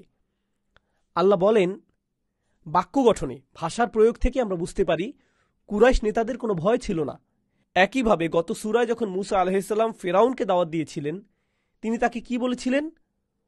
ওয়াহদিয়াকা ইলা রব্বিকা ফাতাখশা। আমি তোমাকে তোমার রবের পথ দেখাবো, হয়তো তুমি খাশিয়া অর্জন করতে পারবে। তুমি এমন একজনকে ভয় করবে যিনি তোমার চেয়েও বড়। এরপর আল্লাহ তার নবীকে বললেন ফাআনতা আনহু তালাহা, আর আপনি তার থেকে মুখ ফিরিয়ে নিলেন। এই মুখ ফিরিয়ে নেয়া শব্দটি ব্যাখ্যার দাবি রাখে। তালাহা শব্দটি লাহু থেকে এসেছে, লাম, হা ও ওয়াও। সরল বাংলায় বলতে গেলে এর অর্থ হচ্ছে চিত্ত বিনোদন। সূরা জুমআয় যেমন এসেছে লাহওয়ান আও তিজারাতান, কিন্তু লাহু শব্দটি দিয়ে মূলত বোঝায় এমন কিছুতে নিজেকে ব্যস্ত রাখা যাতে আসল কাজকে ভুলে যাওয়া হয়। তাহলে এটা তুলনাবাচক শব্দ। আপনি এমন কিছু নিয়ে ব্যস্ত যা আপনার সময় নষ্ট করে দিচ্ছে, যা আরও গুরুত্বপূর্ণ কিছুতে কাজে লাগানো যেত। এটাই হচ্ছে লাহু, এটাই হচ্ছে লাহুন। তাহলে আল্লাহ বলেন তার ক্ষেত্রে আপনি এমন কিছুতে নিজেকে ব্যস্ত রেখেছেন যারা তার মতো গুরুত্বের দাবি রাখে না। এখানে আব্দুল্লাহ ইবনে উম্মে মাকতুমের কথা বলা হচ্ছে রাদিয়াল্লাহু আনহু। আল্লাহ তার রাসূলকে বলছেন সাল্লাল্লাহু আলাইহি সাল্লাম, আল্লাহ এই কুরাইশ নেতাদের অন্তরে দেখেছেন, তাদের অন্তরে কোনো খাশিয়া নেই, তাদের অন্তরে ইস্তিগনা রয়েছে, কোনো সম্ভাবনা নেই আল্লাহ ইয়াজ্জাক্কা, তাদের নিজেদেরকে পরিশুদ্ধ করার বা পরিষ্কার করার কোনো আশা নেই। তাদের সাথে কথা বলে সময় নষ্ট করবেন না, এর চেয়েও অনেক গুরুত্বপূর্ণ কাজ আপনার রয়েছে। যদি সেখানে কোনো আশা থাকত তাহলে হয়তো সেটাই হতো বেশি গুরুত্বপূর্ণ। সেশনের শুরুর দিকে আমরা এই ব্যাপারে কথা বলেছি, অমুসলিমদেরকে দাওয়াত দেওয়ার ব্যাপারে। সেখানে আশা আছে, সেটা অবশ্যই ভালো কাজে সময়কে খরচ করা, কিন্তু যেহেতু এখানে আল্লাহ ইতোমধ্যেই তাদের অন্তরকে লক্ষ্য করেছেন এবং নবীজি সাল্লাল্লাহু আলাইহি সাল্লামকে বলে দিয়েছেন যে তাদের অন্তরে কি আছে, সেহেতু এখানে সময় নষ্ট করার দরকার নেই। ফাআংতা আনহু তালাহা। কাল্লা, না না না, একদমই নয়। এখানে কাল্লা শব্দটি দিয়ে দুইটি জিনিস বোঝাচ্ছে। কেউ কেউ বলেছেন এটা দিয়ে জাজরা বোঝাচ্ছে, ভৎসনা করা, অর্থাৎ আল্লাহ এখানে কাফিরদের ভৎসনা করছেন। না, তোমার জন্য নয়, চলে যাও, তোমার সাথে সময় নষ্ট করার সময় নেই, কাল্লা। অথবা তিনি নবীজি সাল্লাল্লাহু আলাইহি সাল্লামকে বলছেন না, আর নয়, তাদের সাথে আর সময় নষ্ট করবেন না। সাহাবীকে সময় না দিয়ে তাদের সময় দিবেন না, তারা সময় পাওয়ার যোগ্য নয়, তারা যোগ্য নয়। কাল্লা, প্রাচীন আরবি ভাষায় কাল্লার আরেকটি অর্থ হচ্ছে হাক্কান, কোনো সন্দেহ নেই। এটাও কাল্লা শব্দটির আরেকটি অর্থ। ইন্নাহা তাযকিরাহ, এখানে দমির হা যিকরন শব্দটিকে নির্দেশ করছে, যা আগের আয়াতে এসেছে স্ত্রীবাচক হিসেবে। সেই স্মরণ আসলে স্মরণ করিয়ে দেওয়ার খুবই শক্তিশালী একটা উপায়। এখন বাক্যটি লক্ষ্য করুন, এটা খুবই চমৎকার একটা স্মরণিকা। এটা কোন সাধারণ স্মরণ করিয়ে দেয়া নয়, বরং এটা খুবই অসাধারণভাবে স্মরণ করিয়ে দেয়া। এর অর্থ হল যিকরা, এমন স্মরণিকা যা নবীজি সাল্লাল্লাহু আলাইহি সাল্লাম আব্দুল্লাহ ইবনে উম্মে মাকতুম রাদিয়াল্লাহু তাআলা আনহুকে দেবেন। এটা হচ্ছে সেই যিকরা, খুবই শক্তিশালী একটা শব্দ। তবে এর চেয়েও শক্তিশালী শব্দ হচ্ছে তাযকির। এটা এসেছে বাবে তাফঈল থেকে, তাযকির, আর একে আর সুউচ্চ করা হলে বলতে হয় তাযকিরাহ। এটা হচ্ছে সর্বোচ্চ শক্তিশালী শব্দ। সুতরাং আল্লাহ এখানে বলেছেন যে কোরআন কেবলমাত্র শক্তিশালী শব্দই নয়, এটা মারাত্মকভাবে শক্তিশালী একটা স্মরণিকা। এর চেয়ে বেশি শক্তিশালী কোনো স্মরণের মাধ্যম হয় না। ইন্নাহা তাযকিরাহ ফামান শাআ যাকারাহ। এখানে লক্ষ্য করুন, হা দিয়ে স্ত্রীবাচক বোঝাচ্ছে, যা দিয়ে স্মরণকে বোঝাচ্ছে যিকরা। পরের আয়াতে আবার আমরা পাই ফামান শাআ যাকারাহ। তাহলে যে চায় সে এ থেকে ইঙ্গিত নিতে পারে, সে এ থেকে কিছু স্মরণ নিতে পারে। এখানে হা বলা হয়নি, বলা হয়েছে হু, যা দিয়ে পুরো কোরআনকে বোঝানো হচ্ছে। প্রথমে স্মরণের ব্যাপারে বলা হয়েছে, এটা শক্তিশালী একটা স্মরণিকা যা আল্লাহ এর অন্তর্ভুক্ত করে দিয়ে পুরো কোরআনের কথা বলেছেন। এই দুইটি বিষয়কে একসাথে জুড়ে দিয়েছেন। তিনি বলছেন, আমাদের শেখাচ্ছেন যে কোরআন হচ্ছে স্মরণ করিয়ে দেওয়ার সবচেয়ে শক্তিশালী মাধ্যম। আমরা কোরআনের আরেকটি জায়গায় একই রকম উদাহরণ পাই, ফাযাক্কির বিল কুরআন মান ইয়াখাফু ওয়াঈদ। ফাযাক্কির বিল কুরআনি মান ইয়াখাফু ওয়াঈদ, কোরআন দিয়ে স্মরণ করিয়ে দিন যে আমাকে ভয় করে। তাহলে এই দুইটি বিষয়কে একসাথে জুড়ে দেওয়া হয়েছে। সবচেয়ে শক্তিশালী স্মরণিকা হচ্ছে কোরআন। কাল্লা ইন্নাহা তাযকিরাহ ফামান শাআ যাকারাহ, যে চায় সে স্মরণ নেবে। আপনাকে ভাবতে হবে না কে চায় আর কে চায় না। আপনি বার্তা পৌঁছে দিন, আপনি শুধু সতর্ক করুন, তারা এটা নেবে কি না সেটা তাদের দায়িত্ব। ইনশাআল্লাহ আমরা আর একটি আয়াত পরে নামাজের বিরতি নেব। ফি সুহুফিম মুকাররমাহ, এই স্মরণিকা রাখা হয়েছে সুহুফে। সুহুফ শব্দটির আক্ষরিক অর্থ হচ্ছে ধর্মগ্রন্থ। সুহুফ শব্দটির সাথে অনেকগুলো শব্দ জুড়ে আছে। এটা এসেছে সহিফা থেকে, যার অর্থ ছড়ানো কাগজের মতো কিছু ছড়িয়ে ছিটিয়ে থাকা, যা মূলত ছিল লিখার জন্য। প্রাচীন ভাষায় একে কাগজ উল্টানো বলা হতো। তাহলে আল্লাহ মূল কোরআনকে লাউহে মাহফুজে রেখেছেন। এটা সেখানেই আছে। এটা এতটাই উঁচুতে, আর এই সব লোকেরা এতটা নিচে আছে যে তারা যেহেতু এটা মানতে চাইছে না, তাদেরকে আর এটা দেওয়ার জন্য উদ্গ্রীব হবার প্রয়োজন নেই। এটা তাদের থেকে এতটাই উঁচুতে যে তারা এর যোগ্য নয়। ফি সুহুফিম মুকাররমাহ, এটা হচ্ছে সবচেয়ে দামি কাগজ। অতএব এটা এমন কিছু নয় যে আপনাকে তা মানানোর জন্য অতি আগ্রহী হতে হবে। এভাবে আল্লাহ এর মর্যাদা সম্পর্কে বর্ণনা দিলেন। কোরআনের প্রতিটি আয়াত, কোরআনের মাধ্যমে ইসলামের দাওয়াত, কাফিরদের এই অহংকারের চেয়ে অনেক উঁচুতে এর অবস্থান, যে আমরা তাদের কাছে ভিক্ষা করব, তাদের হাতে পায়ে ধরব যেন তারা ইসলাম গ্রহণ করে। এই জিল্লার মনোভাব, এই শক্তিহীন মনোভাব কেবলমাত্র তাদের হতে পারে মুসলিমদের প্রতি। জিল্লাতিন আলা আল মুমিনিন, তাই না? আল্লাহ বলছেন তারা শক্তিহীন হয়ে পড়ে যখন তারা বিশ্বাসীদের সাথে কথা বলে। আমাদের কোনো জিল্লা থাকবে না যখন আমরা কাফিরদের সাথে মোকাবেলা করব। আমরা যখন দাওয়াত দেব আমরা শক্তিহীনতা দেখাবো না। আমাদের দাওয়াতে রয়েছে সততা, যা একে সমুন্নত রাখবে। তো আমরা এখানে বিরতি নিচ্ছি। সুবহানাকা আল্লাহুম্মা ওয়া বিহামদিকা আশহাদু আল্লা ইলাহা ইল্লা আনতা নাস্তাগফিরুকা ওয়া নাতুবু ইলাইক। বিসমিল্লাহ। সূরা আবাসা পার্ট 2। আমরা সূরা আবাসার অধ্যয়ন আবারও শুরু করছি। শুরুতে কয়েকটি বিষয় বলতে চাই, যা আমি আগেই বলতে চেয়েছিলাম। আমার মনে হয় আপনারা এই বিষয়গুলো নোট নিলে ভালো হবে। প্রথম বিষয় হচ্ছে কাল্লা ইন্নাহা তাযকিরাহ।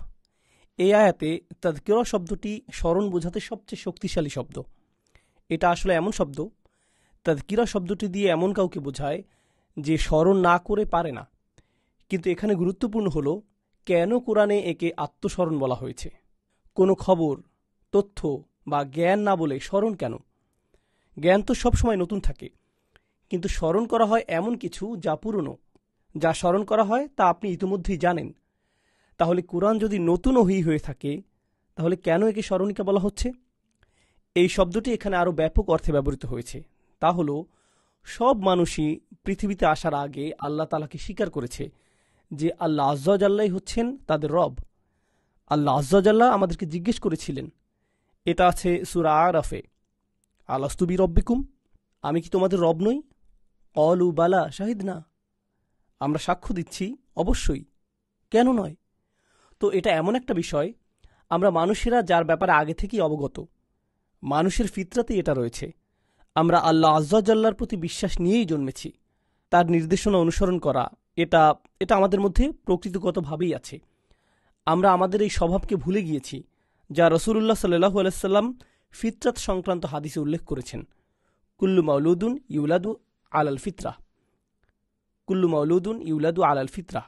এটা আমরা আরবাঈনা নাবাবিতেও পাই, ইমাম নববীর 40 হাদিসের সংকলনে। প্রত্যেক নবজাতকই জন্ম নেয় কিছু ফিতরাত বা স্বভাব নিয়ে। আল্লাহ এই ফিতরাতের ব্যাপারে বলেন, ফিতরাতুল্লাহ আল্লাতী ফাতারান-নাসি আলাইহা। এটা মানুষের এমন ধরন যা আল্লাহ তাআলা প্রত্যেক মানুষের মধ্যে দিয়ে দিয়েছেন। এখন এই ফিতরাতের ব্যাপারে নবীজি সাল্লাল্লাহু আলাইহি সাল্লাম বলেছেন, বয়সের সাথে সাথে আপনার সংস্কৃতি, পরিবারের ধর্ম, তারা তাকে ইহুদি বানায়, তারা তাকে খ্রিস্টান বানায়, তারা তাকে মাজুসি বানায় ইত্যাদি। এই সকল ধর্মের লোকেরা তাদের পরিবেশকে আপনার উপর চাপিয়ে দিয়েছে। কিন্তু আপনার ফিতরাতে কি ছিল? ইসলাম, আল্লাহর কাছে আত্মসমর্পণ। তাহলে কোরআন এখানে আপনাকে আপনার ফিতরাতের দিকে ডাকছে। এটা আপনাকে এমন কিছুর স্মরণ করিয়ে দিচ্ছে যা ইতিমধ্যেই আপনার অন্তরে ছিল। এজন্য একে বলা হয় তাযকিরাহ। এখন তাযকিরা দিয়ে কে লাভবান হবে? যার মধ্যে তার ফিতরাতের কিছু অংশ বাকি রয়েছে। মনে করুন আপনার মনে কিছুটা আলো অবশিষ্ট রয়েছে, তখন কোরআনের আলো আসলো, এই দুই আলো একসাথে মিলে গেল, একে বলা হয় নূরুন আলা নূর, আলোর মধ্যে আলো। কিন্তু এখানে যে লোকদের কথা বলা হচ্ছে তাদের কোনো আলো ছিল না। আল্লাহ বলছেন তাদের মধ্যে নিজেদের পরিশুদ্ধ করার কোনো ইচ্ছাই ছিল না। তারা মনে করে তাদের আর কোনো কিছুরই প্রয়োজন নেই। তারা মনে করছে না যে তাদের কোনো রব দরকার। তাহলে তাদের মধ্যে নিজেদের পরিশুদ্ধ করার কোনো ইচ্ছাই নেই। অর্থাৎ যদি এত শক্তিশালী স্মরণিকাও কোনো প্রভাব ফেলতে না পারে, তাহলে এদের দিয়ে আর কোনো আশা নেই। এদের নিয়ে এত ভেবো না, কারণ তাদেরকে কোনো ছোট বার্তা দেয়া হয়নি। যখন আপনি কাউকে কোনো কিছু বোঝাতে চান কিন্তু তারা আপনাকে বিশ্বাস করে না, তারা আপনার কথা গ্রহণ করে না, আপনি মনে করতে পারেন হয়তো আমি তাদেরকে ঠিকভাবে বোঝাতে পারছি না, হয়তো এই বিষয়গুলি আরও ভালোভাবে বলা যেত, যদি আমি সুন্দরভাবে বোঝাতে পারতাম, হয়তো তারা বিশ্বাস করত। কিন্তু আল্লাহর কথায় নবীজি আত্মবিশ্বাস পেলেন সাল্লাল্লাহু আলাইহি সাল্লাম। কখনো এমনটি ভাববে না, কখনো ভাববে না যে তোমার কথায় কোনো গলদ আছে। এটা তো তাযকিরা, এটা হচ্ছে সবচাইতে শক্তিশালী স্মরণিকা।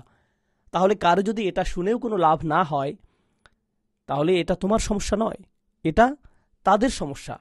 কাল্লা ইন্নাহা তাযকিরা ফামান শাআ যাকারা। যে সত্যিই চায় সে একে মনে রাখবে, নিজের মধ্যে একে ধারণ করবে এবং এ থেকে উপকৃত হবে। এবার আল্লাহ আযজা ওয়া জাল্লা এর সুউচ্চ অবস্থান সম্পর্কে অবগত করছেন। কিভাবে এটা এত শক্তিশালী, এটা কোথা থেকে এসেছে, কিভাবে এটা শুধু মানুষের তাযকিরা নয়, এই স্মরণ কেবল একজন মানুষ অপর মানুষকে করবে তাই নয়, এই স্মরণ আল্লাহর পক্ষ থেকে এসেছে।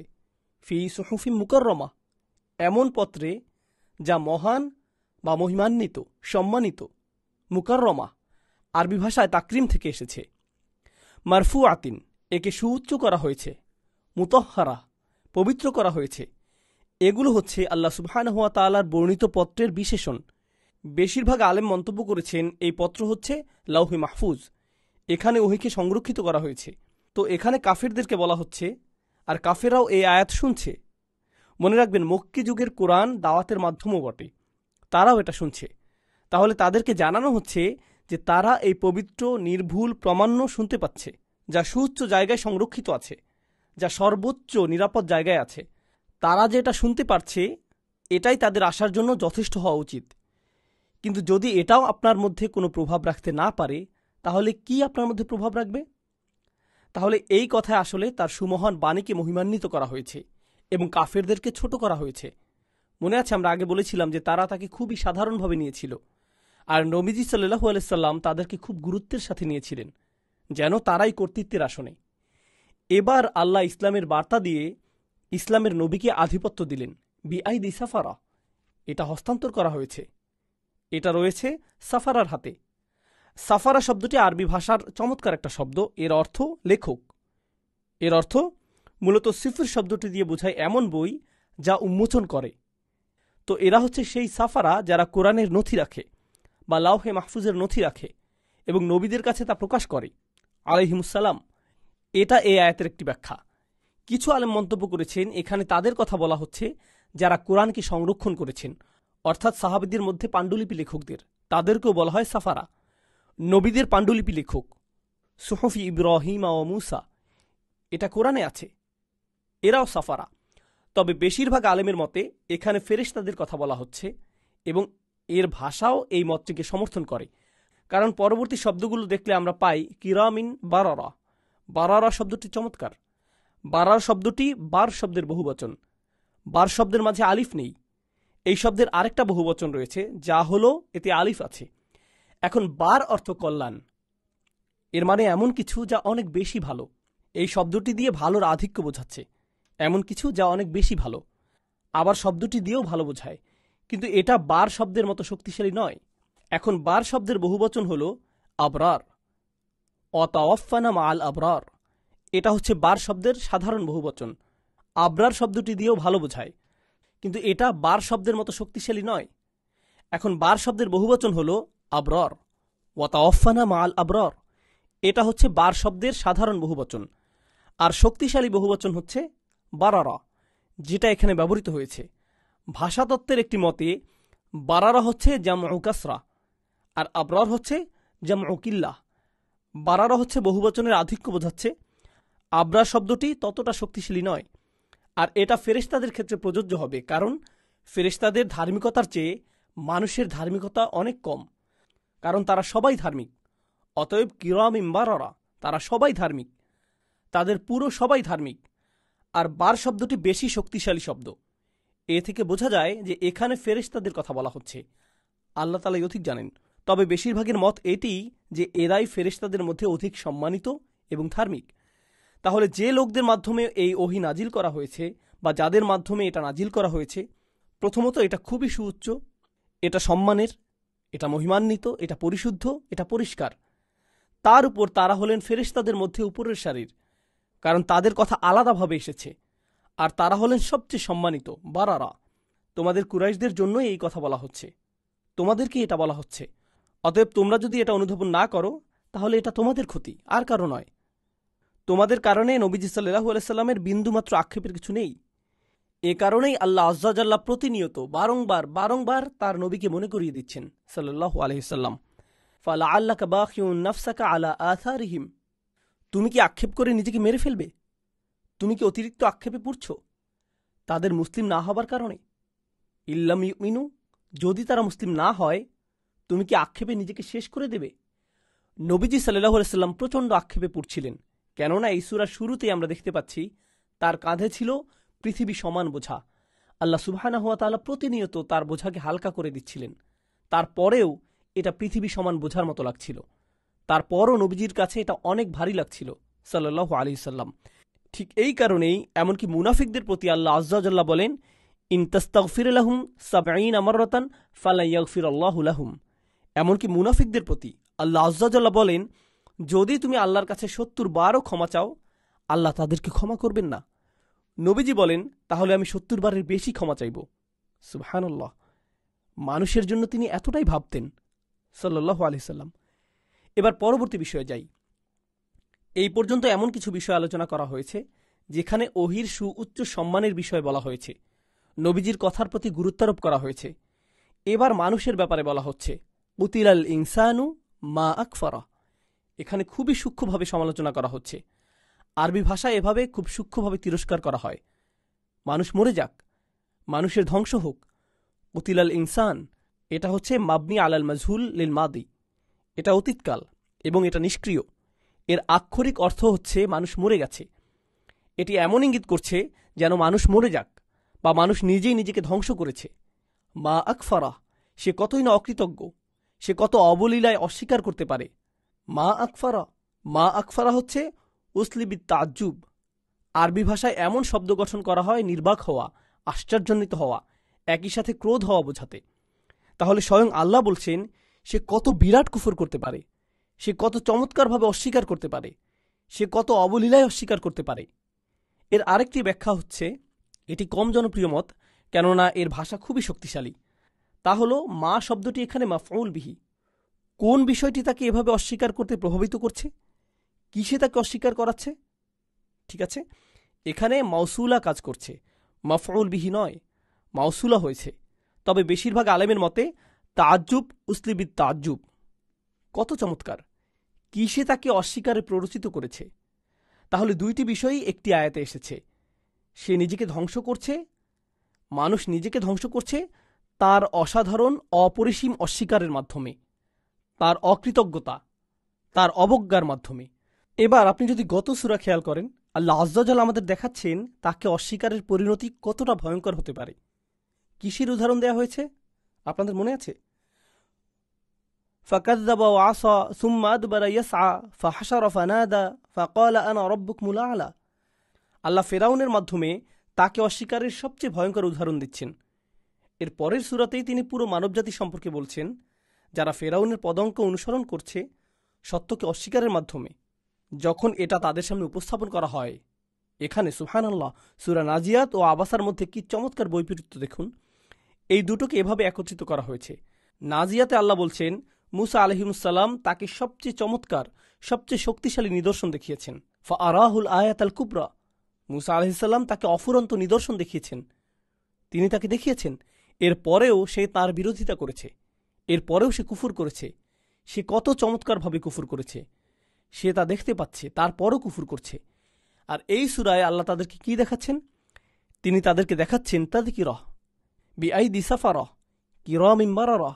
তিনি তাদেরকে এমন সুস্পষ্ট নিদর্শন দেখাচ্ছেন, এরপরেও তারা কুফর করছে। সেখানে ছিল মুসা আলাইহিস সালামের লাঠি, এখানে নিদর্শন হচ্ছে কোরআন, এবং উভয়ের সামনেই এটা রয়েছে, দুজনেই দেখতে পাচ্ছে। এরপরেও তারা কিভাবে পারে অস্বীকার করতে?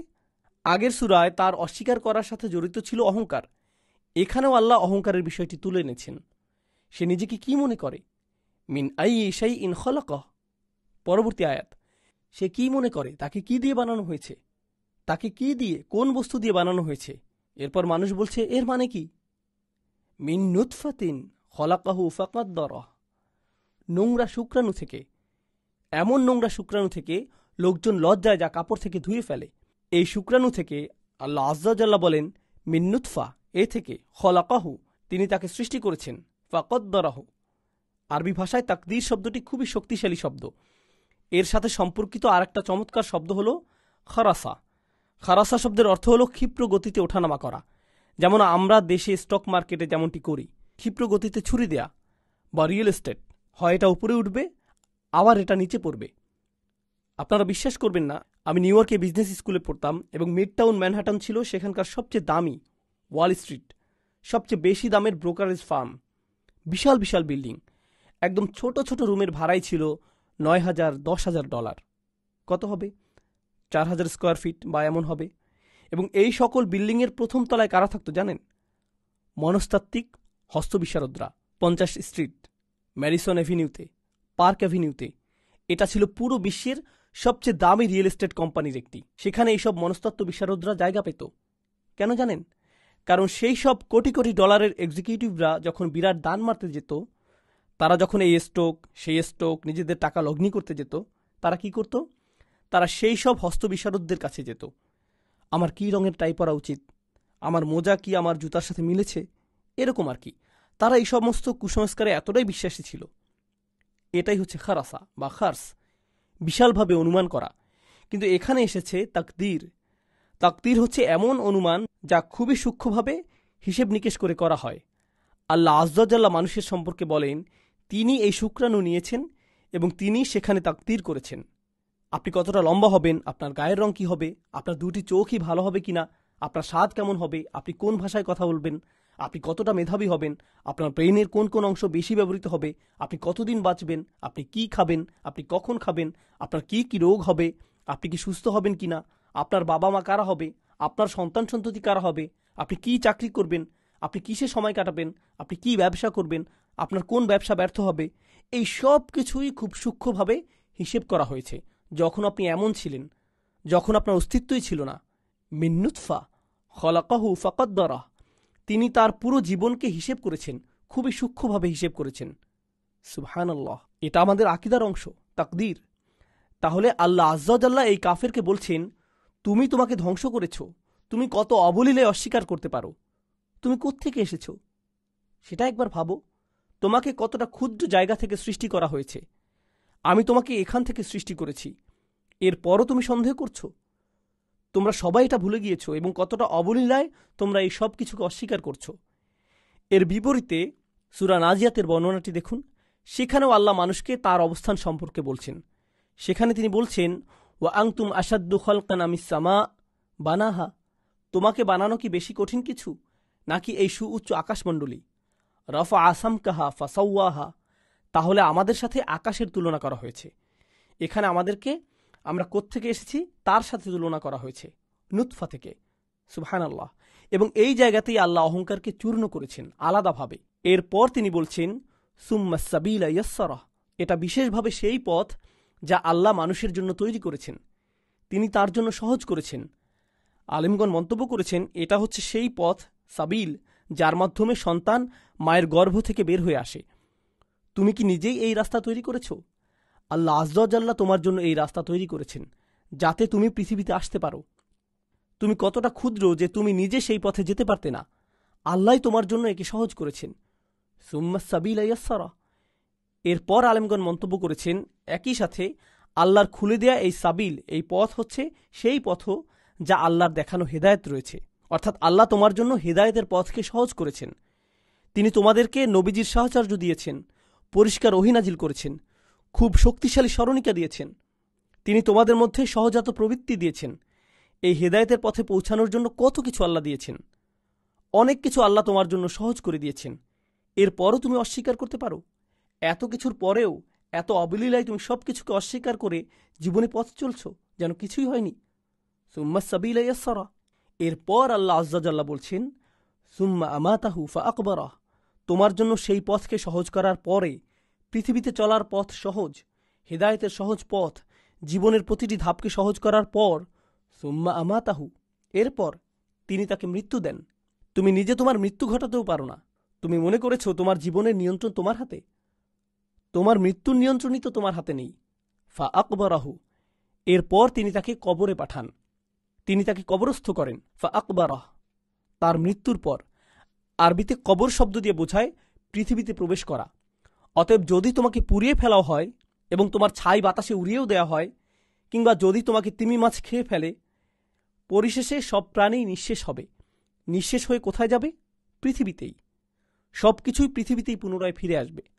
ফা আকবরাহ, তুমি কবরস্থ হও বা না হও, ভেসে যাও বা যাই হোক, পরিশেষে তোমাকে পুনরায় পৃথিবীতেই ফিরে আসতে হবে। তাহলে তুমি নোংরা কিছু থেকে পৃথিবীতে এসেছিলে, নুতফা, এমন কিছু যা তুমি তোমার কাপড় থেকে মুছে ফেলো, ময়লা। ফা আকবরাহু, আল্লাহ মানুষকে এমন অবস্থার মধ্যে ফেলেছেন। এরপর তিনি বলেন সুম্মা ইযা শাআ, এরপরে, এর অনেক পরে, যখন তাকে কবরস্থ করা হবে, তারপর কি হবে?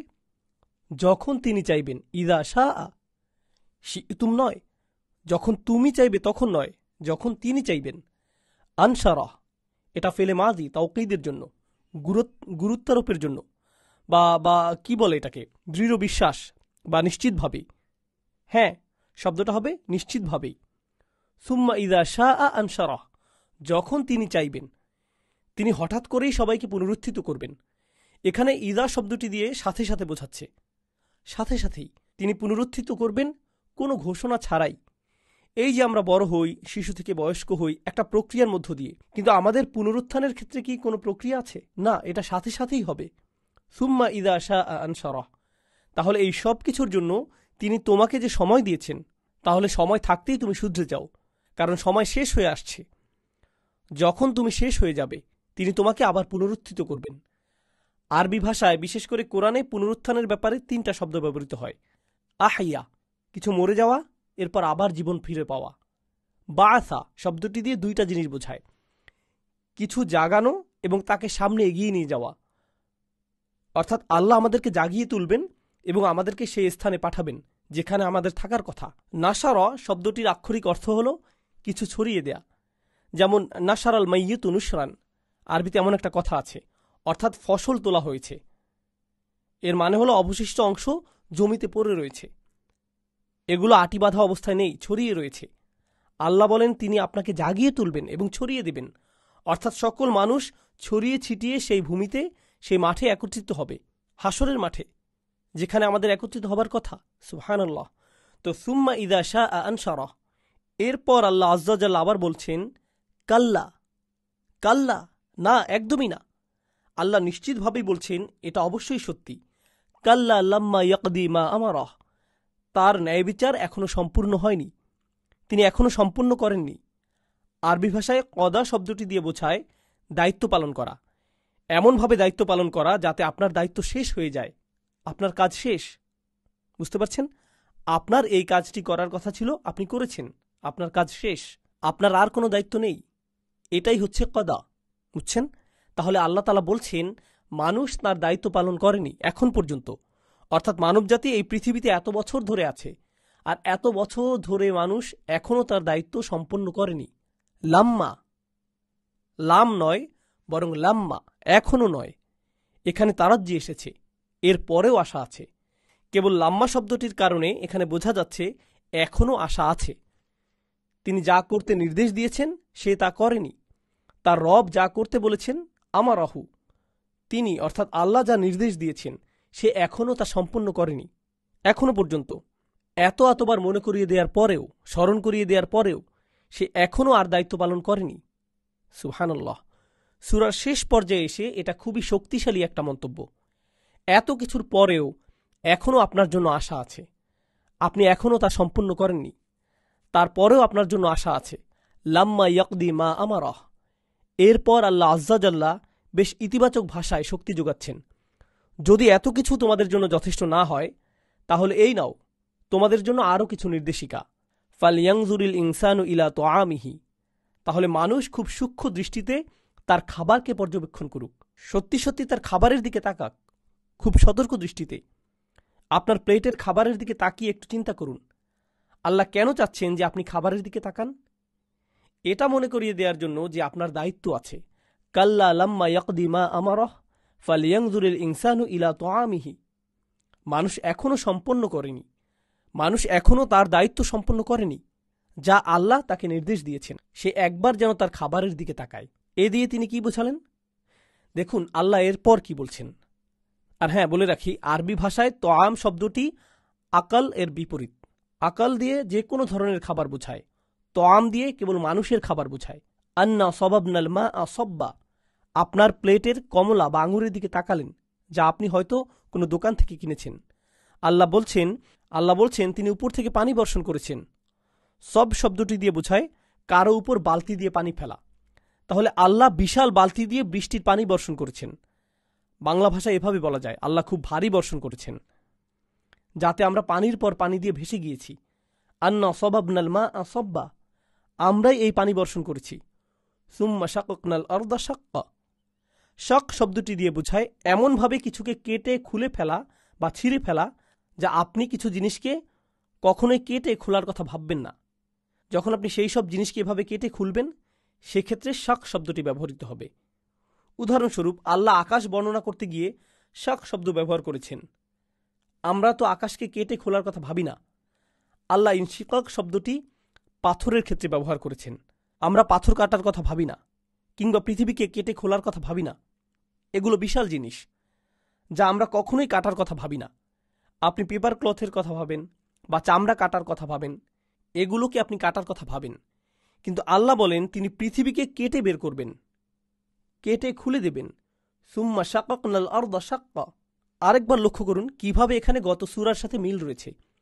আল্লাহ গত সূরার সাথে এখানে মিল রেখেছেন।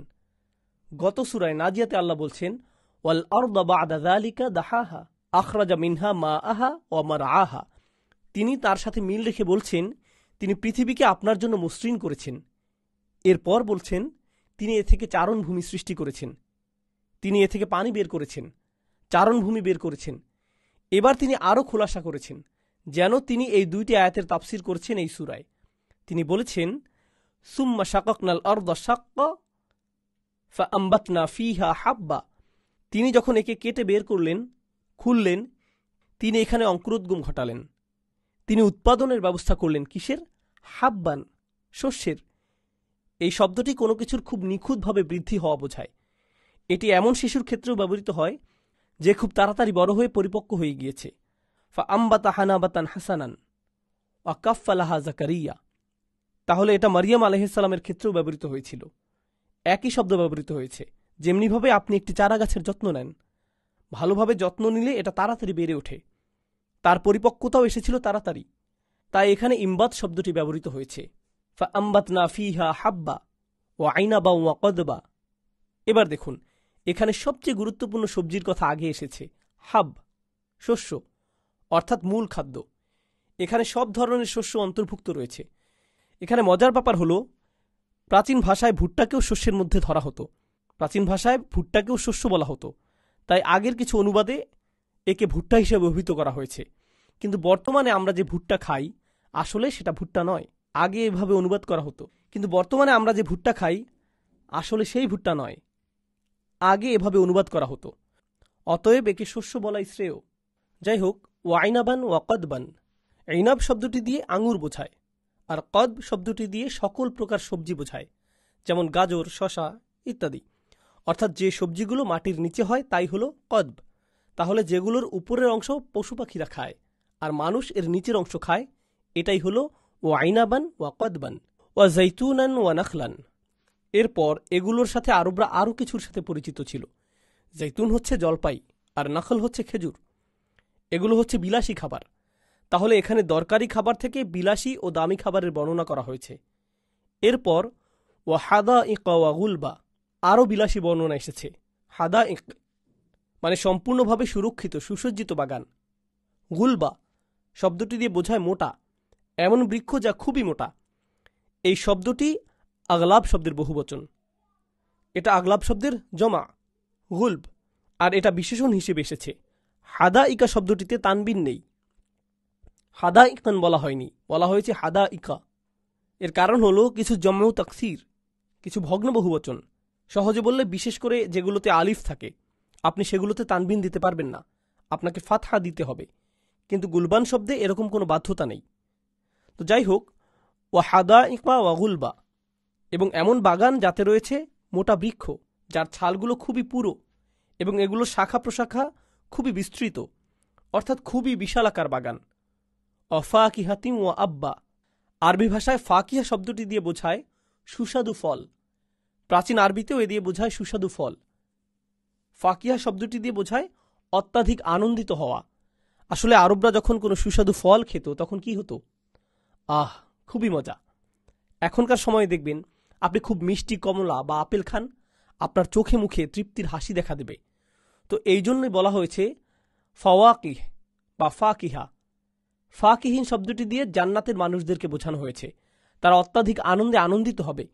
যখনই তারা কিছু খাবে তাদের চোখে মুখে বড় হাসি দেখা যাবে। ফাকিহিনা বিমা আতাহুম রব্বুহুম। যাই হোক, কিছু আলেম মন্তব্য করেছেন ফাকিহা দিয়ে খেজুর, ডালিম বা আঙুরের মতো ফল ছাড়া অন্য খাবার বোঝায়। এ থেকে বোঝা যায় আগের আয়াতে ইনাব বা ওয়াকদবান ইত্যাদি আয়াত কেন নাজিল হয়েছে। ওয়া আব্বা, আব শব্দটি দিয়ে বোঝা যায় ঘাস, সাধারণ অর্থে চারণভূমির ঘাস বা এই ধরনের সাধারণ শাকসবজি যা সকল পশু পাখি খেয়ে থাকে। তাহলে এই সব কিছুর মধ্যে প্রাণীর জন্য নির্দিষ্টভাবে একটি শব্দ এসেছে, কোনটি? আব্বা। আব্বা শব্দটি দিয়ে নির্দিষ্টভাবে প্রাণীদের জন্য বোঝাচ্ছে। এর বেশিরভাগই ব্যবহৃত হয়েছে মানুষের জন্য। এখন কোরআনের অন্যান্য জায়গায় আপনি দেখবেন কোরআন কোনো বর্ণনার ক্ষেত্রে খুবই খুবই সূক্ষ্মভাবে শব্দের ব্যবহার করেছে, এমনকি ছোট কোনো কিছুর বর্ণনার ক্ষেত্রেও। এখানে কি মানুষের খাবার নাকি প্রাণীর খাবারের প্রতি গুরুত্ব আরোপ করা হয়েছে? মানুষের খাবার। অন্য জায়গায় দেখবেন জারআন শব্দটি এসেছে। জারআন হচ্ছে প্রাণীর খাবার, বিভিন্ন ফসল প্রাণীর খাবার। যেখানে প্রাণীর খাবারের বর্ণনা এসেছে, আল্লাহ মাতা শব্দটি ব্যবহার করতে প্রাণীকে আগে এনেছেন, আমাদেরকে পরে। এখানে আমাদের গুরুত্ব বেশি। তিনি বলছেন মাতা আল্লাকুম ওয়ালিয়ান আমিকুম, এটা তোমাদের জন্য ও তোমাদের গবাদি পশুর জন্য। তাহলে গবাদি পশুর কথা পরে বলা হয়েছে, কেননা আলোচ্য অংশে তাদের খাবারের বিষয়টি কম গুরুত্বপূর্ণ। এটা কোরআনের অন্যতম মাহাত্ম্য। আপনি হয়তো এই ধরনের ব্যবহার করবেন যখন আপনি কিছু বলতে যাবেন, যখন আপনি কিছু লিখবেন।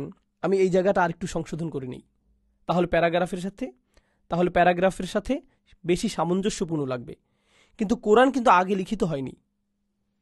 এটা আমাদের কাছে এসেছে কিভাবে? মুখে বলার মাধ্যমে, কথার মাধ্যমে। এটা যে কোনো মানুষের বানানো কথা নয়। এটা তার আরেকটা প্রমাণ। মানুষ এভাবে ভাবতে পারে না। আমার কথাগুলো আমি এভাবে সাজাবো, এ তারপর বি তারপর সি, কেননা গত সূরায় এখানে এ প্রথমে ছিল, তারপর দ্বিতীয়তে বি ছিল, শেষে বা তৃতীয়তে সি ছিল। আমরা যখন কথা বলি আমরা এভাবে ভেবে ভেবে কথা বলতে পারি না এভাবে। কিন্তু আল্লাহ আজ্জা জাল্লা তার কথাগুলোকে এমন জটিল সমীকরণে মিলিয়েছেন। সুবহানাল্লাহ তাআলা। মাতা আল্লাকুম ওয়ালিয়ান আমিকুম। তো এখানে গত সূরাটি ছিল মানুষের জন্য হুমকি স্বরূপ। নেতিবাচকভাবে বলা হয়েছে, কত বড় সাহস যে তুমি অস্বীকার করো। তুমি তোমার কবরে পৌঁছে যাবে, তারপরেও অস্বীকার করতে থাকবে। এই পথ এখানে আল্লাহ তিরস্কার করেছেন। কিন্তু এরপর সূরার শেষ পর্যায়ে এসে আল্লাহ বলছেন কাল্লা লাম্মা ইয়াকদি মা আমারহ, সে এখনও তার দায়িত্ব পালন করেনি। অর্থাৎ এখানে কিছুটা হলেও আশা আছে। যেখানে আশা থাকে সেখানে ইতিবাচক স্বরেই বলা হয়। তাহলে লক্ষ্য করুন, তোমার খাবারের দিকে তাকাও, তুমি যা যা উপভোগ করো এগুলো সবই তুমি ও তোমার পালিত পশুর জন্য সৃষ্টি করা হয়েছে। সুতরাং তোমার কৃতজ্ঞতা বোধই তোমাকে ইসলামে দাখিল করাতে বাধ্য। কেবল কোরআনের বাণী নয় বা তোমার নিজের বোধ নয়, তুমি যে খাবার খাও তার প্রতি কৃতজ্ঞ হলেও তো তুমি ইসলাম গ্রহণ করবে। দ্বিতীয়বার আল্লাহ আমাদেরকে বোঝাচ্ছেন। সুবহানাল্লাহ। তো পরিশেষে যদি এটাও তোমাদের জন্য যথেষ্ট না হয় তাহলে তোমার জানা উচিত যে কেন তোমার কৃতজ্ঞ হওয়া উচিত। পরিশেষে ইনদার। তাহলে এখানে বিভিন্ন প্রকারের সতর্কতা দেয়া হচ্ছে, আর এটা হচ্ছে শেষ সতর্কবার্তা। ফাইদা জাআতিস সাখা, গত সূরার সাথে সম্পর্কিত আরেকটি আয়াত। গত সূরায় আমরা পড়েছি ফাইদা জাআতিত তাম্মাতিল কুবরা। আমি আপনাদেরকে বলবো কেন এখানে কুবরা শব্দটি ব্যবহৃত হয়েছে। সেই সূরায় শব্দের কিছু সৌন্দর্য ও মাহাত্ম্যের ব্যাপারে আমি তখন বলিনি, আমি ভেবেছি যে এখন বলবো। দেখুন, গত সূরায় ফেরাউন বলেছিল আনা রব্বুকুম আল আলা। তার কিবির ছিল। আল্লাহ কিভাবে তাকে ধ্বংস করলেন? আল্লাহ তাকে পানিতে ডুবিয়ে দিলেন। আল্লাহ তাকে তম্মা দিলেন। তম্মা হচ্ছে এমন ধ্বংস, এমন বিপর্যয় যা আপনাকে চারপাশ থেকে ঘিরে ধরে। কিন্তু দুইটির তুলনা করলে সেই বিপর্যয় তো কিছুই নয়। আরেকটি বিপর্যয় আসছে, এটা এতই বড় যে এটা মানুষকে চারিপাশ থেকে ঘিরে ধরবে। তাই তিনি বলেন তম্মা আল কুবরা। সেই প্রেক্ষাপটে এখানে এই সূরাটি শুরু হয়েছে এমন কিছু লোকের বর্ণনা দিয়ে যারা অহংকারী। এরা ওহীকে হালকাভাবে নেয়, তারা শুনেও না শোনার ভান করে। মূলত তারা শোনার ভান করে কিন্তু আসলে শুনে না। এরপর একজন আছে যে আসলেই শুনতে চায়। এবার আল্লাহ আযজা ওয়াজাল্লাহ একটি হুমকি দিয়ে সূরাটি শেষ করেছেন, ফাইদা জাআতিস সাখা, যখন সে আর্তচিৎকার আসবে। সখা হচ্ছে এমন চিৎকার, এমন ভয়াবহ চিৎকার যে ব্যক্তি এর আশেপাশে থাকবে, যার কানে এটা প্রবেশ করবে, তারা বধির হয়ে যাবে। এটা বধির হয়ে যাওয়ার মতো প্রকট চিৎকার। তাহলে আপনি এখন এই সতর্কতা শুনে না শোনার ভান করতে পারেন, আপনি এখন ওহীকে এড়িয়ে যেতে পারেন। তবে জেনে রাখুন, সখা আসছে এবং সেটা কিন্তু আপনি কোনোভাবে এড়াতে পারবেন না। এটা কিছুটা কাব্যিক শব্দচয়ন বলা যায়, যেভাবে সূরাটি শুরু হয়েছে। সুবহানাল্লাহ। ফাইদা জাআতিস সাখা ইয়াওমা ইয়াফিরুল মারউ মিন আখিহি, যেই দিন, সেই লোকের জন্য। মার শব্দটি দিয়ে এমন লোককে বোঝাচ্ছে। মার ও রজুল শব্দের পার্থক্যটা একটু পরে বলছি ইনশাআল্লাহ।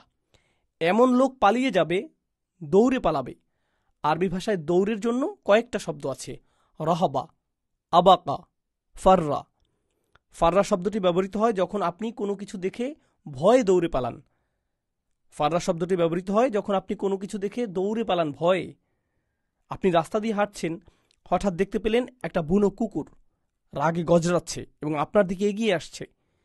এই অবস্থায় আপনি দৌড়ে পালালেন, একে বলা হবে ফাররা। কিন্তু যখন আপনি দৌড়ে ব্যায়াম করছেন, সেটা কিন্তু ফিরার নয়। যখন আপনি আপনার শত্রুকে দেখে দৌড়াচ্ছেন, সেটা হলো ফিরার। বুঝতে পারছেন? এখন ইয়াওমা ইয়াফিরুল মারউ, মানুষ প্রচণ্ড ভয়ে দৌড়াবে, প্রচণ্ড ভয় পেয়ে দৌড়াবে।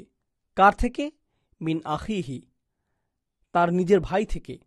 তার ভাইয়ের দিকে তাকাবে, সে তার ভাইকে দেখে প্রচণ্ড ভয় পাবে। এখন যখন আপনি কাউকে দেখে প্রচণ্ড ভয় পেয়ে যান, আপনি কোথায় গিয়ে আশ্রয় খোঁজেন? নিজের ভাইয়ের কাছে, আপনার মায়ের কাছে, আপনার বাবার কাছে, আপনার পরিবারের কাছে। অর্থাৎ আপনার বিপদ থেকে বাঁচতে এদের কাছে গিয়ে আশ্রয় নেন। আল্লাহ ঘটনাটা ঘুরিয়ে বলছেন, সেদিন মানুষ কার কাছ থেকে দৌড়ে পালাবে? ইয়াফিরুল মারউ মিন আখিহি, প্রচণ্ড ভয়ে নিজের ভাইয়ের কাছ থেকে, প্রচণ্ড ভয়ে নিজের ভাইয়ের কাছ থেকে পালাবে। সুবহানাল্লাহ। কেন এমনটি হবে? প্রথমত, আপনার ভাই, আপনার পরিবার। কিছু আলেম বেশ শক্তিশালী মন্তব্য করেছেন, আপনার পরিবারের সাথে আপনি সবচেয়ে বেশি সময় কাটিয়েছেন। মানুষ একে অপরের সাথে বাস করে, সে কার সাথে বেশি সময় থাকে? তার নিজের পরিবার। আর যখন আপনি কারো সাথে যত বেশি সময় থাকবেন, আপনার তার হক নষ্ট করার সম্ভাবনা ততটাই বাড়তে থাকবে, কারণ আপনি তার সাথে বেশি সময় ধরে আছেন। সুতরাং যার সাথে আমার কোনোদিন দেখাই হয়নি, তার সাথে ভালো ব্যবহার করা আমার জন্য সহজ, কিন্তু আমার কাজিনের সাথে সেটা করা কঠিন। কেননা যখনই আমরা কথা বলি, যখনই আমাদের দেখা হয়, আমাদের ঝগড়া লাগে। যখন আমার আম্মা ডাকেন, আমার আব্বা ডাকেন, আমি মেজাজ হারিয়ে ফেলি, ঝগড়া লেগে যায়, তাই না? তাহলে মানুষের হক নষ্ট করার কাজটি কোথায় বেশি হয়? পরিবারে। এটা পরিবারেই বেশি হয়। স্বামী স্ত্রীর হক নষ্ট করে, বাচ্চাদের হক নষ্ট করে, পিতামাতার হক, ভাইদের হক। তাহলে যখন সে এদেরকে দেখবে, তারা কি বলবে? ও, তুমি তো আমার ভাই, এসো, আমরা তো এক পরিবারের, যা হওয়ার হয়েছে বাদ দাও, এসো। না, কেউ এসব পাত্তা দেবে না। অতাকাত্তাআত বিহিমুল আসবাব, সকল সম্পর্কই সেদিন ছিন্ন করা হবে। কে কার কি ছিল তা নিয়ে না ভেবে কি ভাববে? নিজের কথা। আল্লাহ সেদিনকার ভয়ঙ্কর অবস্থার কথা বর্ণনা করেছেন, ইয়াওমা তাদহালু কুল্লু মুরদিআতিন আম্মা আরদাআত, প্রত্যেক মাই সে যাকে দুধ খাওয়াতো তাকে চিনবে না। আল্লাহ এমনকি বাচ্চা শব্দটি বলেননি, তিনি বলেছেন সে যাকে দুধ পান করাতো, যেন সে এখন আর চেনেই না। আম্মা আরদাআত, তিফলিহাত নয়, আনতিফলিহাত নয়। সুবহানাল্লাহ। সেই দিনটি এতটাই শক্তিশালী। তাহলে যখন সে তার ভাইকে দেখবে, সে বলবে, ও আল্লাহ, কেন আমি তার হক নষ্ট করলাম? আমি এখন তার মুখোমুখি হতে চাই না। এই বলে সে ফিরার করবে, সে তার কাছ থেকে দৌড়ে পালাবে। সে কার থেকে দৌড়ে পালাচ্ছে? তার মা, তার বাবা। সে তার মায়ের কাছ থেকে দৌড়ে পালাচ্ছে, সে তার বাবার কাছ থেকে দৌড়ে পালাচ্ছে। আর কার কাছ থেকে দৌড়ে পালাচ্ছে? তার ভাই হয়তো তাকে বলবে, তুমি তো আমার ভাই, তোমার থেকে আমাকে কিছু নেক আমল দিয়ে যাও ভাই। মায়ের ক্ষেত্রেও একই ঘটনা ঘটবে। মা বলবেন, আমি তোমাকে জন্ম দিয়েছি, আমাকে কিছু নেক আমল দাও। বাবা হয়তো বলবেন, আমি তোমার ভরণ পোষণ দিয়েছি, আমি তোমার কলেজের ফিস দিয়েছি, তোমার সালাওয়াত থেকে আমাকে কিছু দাও, তোমার নামাজের কিছু অংশ আমাকে দাও। কিন্তু সে তো তাদের কাছ থেকে পালাচ্ছে। এরপর ওয়াসাহিবাতিহি, তার স্ত্রী, তারা দুজনে বহু বছর ধরে একই বিছানায় ছিল, আর এখন সে প্রচণ্ড ভয়ে তার কাছ থেকে পালাচ্ছে। সুবহানাল্লাহ। ওয়া বানিহি, এবং সেই সন্তান যাকে সে সবসময় আগলে রাখত, সেই সন্তান যাকে সে কখনোই চোখের আড়াল হতে দিত না। তার অফিসে তার কম্পিউটারের পাশে তার ছবিটা সবসময় রাখা থাকত, কখনোই চোখের আড়াল হতে দিত না। ফোনের ওয়ালপেপারে তার ছবিটাই থাকত, তাই না? এই আমার ছেলে, আপনার ছেলের বিয়ের ছবি, আপনার নাতি নাতনিদের ছবি। বাবা মা যখন সন্তানদের কাছ থেকে আলাদা হয়ে যান, তখন তারা কি সবচেয়ে পছন্দ করে? তারা সবচেয়ে বেশি কি চায়? তারা অপেক্ষা করতে থাকে কখন তারা তাদের সন্তানদের দেখতে পাবে। তারা মূলত এটা নিয়েই বাঁচে, তাদের সন্তানকে দেখার আশায়। যখন তারা তাদের বাচ্চাকে কাছে পায় না, তারা ভেতরে ভেতরে মরতে থাকে। আর এই হলো সেই দিন যখন বাবা মা তার সন্তান থেকে দৌড়ে পালাচ্ছে। সুবহানাল্লাহ, সুবহানাল্লাহ। কতই না অদ্ভুত সেই দিন, যখন সব কিছুর হিসাব নিকাশ ওলটপালট হয়ে যাবে। একবার ভাবুন, আমাদের সময়ে কেউ মারা গেলে, যখন কোনো দম্পতি লম্বা সময় ধরে বিবাহিত থাকে, এরপর স্বামী মারা গেলে বা স্ত্রী মারা গেলে তারা কত মারাত্মক ট্রমার মধ্যে দিয়ে যায়। চিন্তা করুন, একাকিত্ব, বেদনার মধ্য দিয়ে যায়, তাই না? এমনকি খ্রিস্টানদের মধ্যেও এটা কমন। ইদানিং মুসলিমরাও এভাবে ভাবা শুরু করেছে, ওহ আমি তার সাথে জান্নাতে দেখা করব, তাই না? এরকম ভাবে অনেকে, ওহো সে নিশ্চয়ই জান্নাতে আছে, আমার জন্য অপেক্ষা করছে, আমরা আবারও একত্র হব।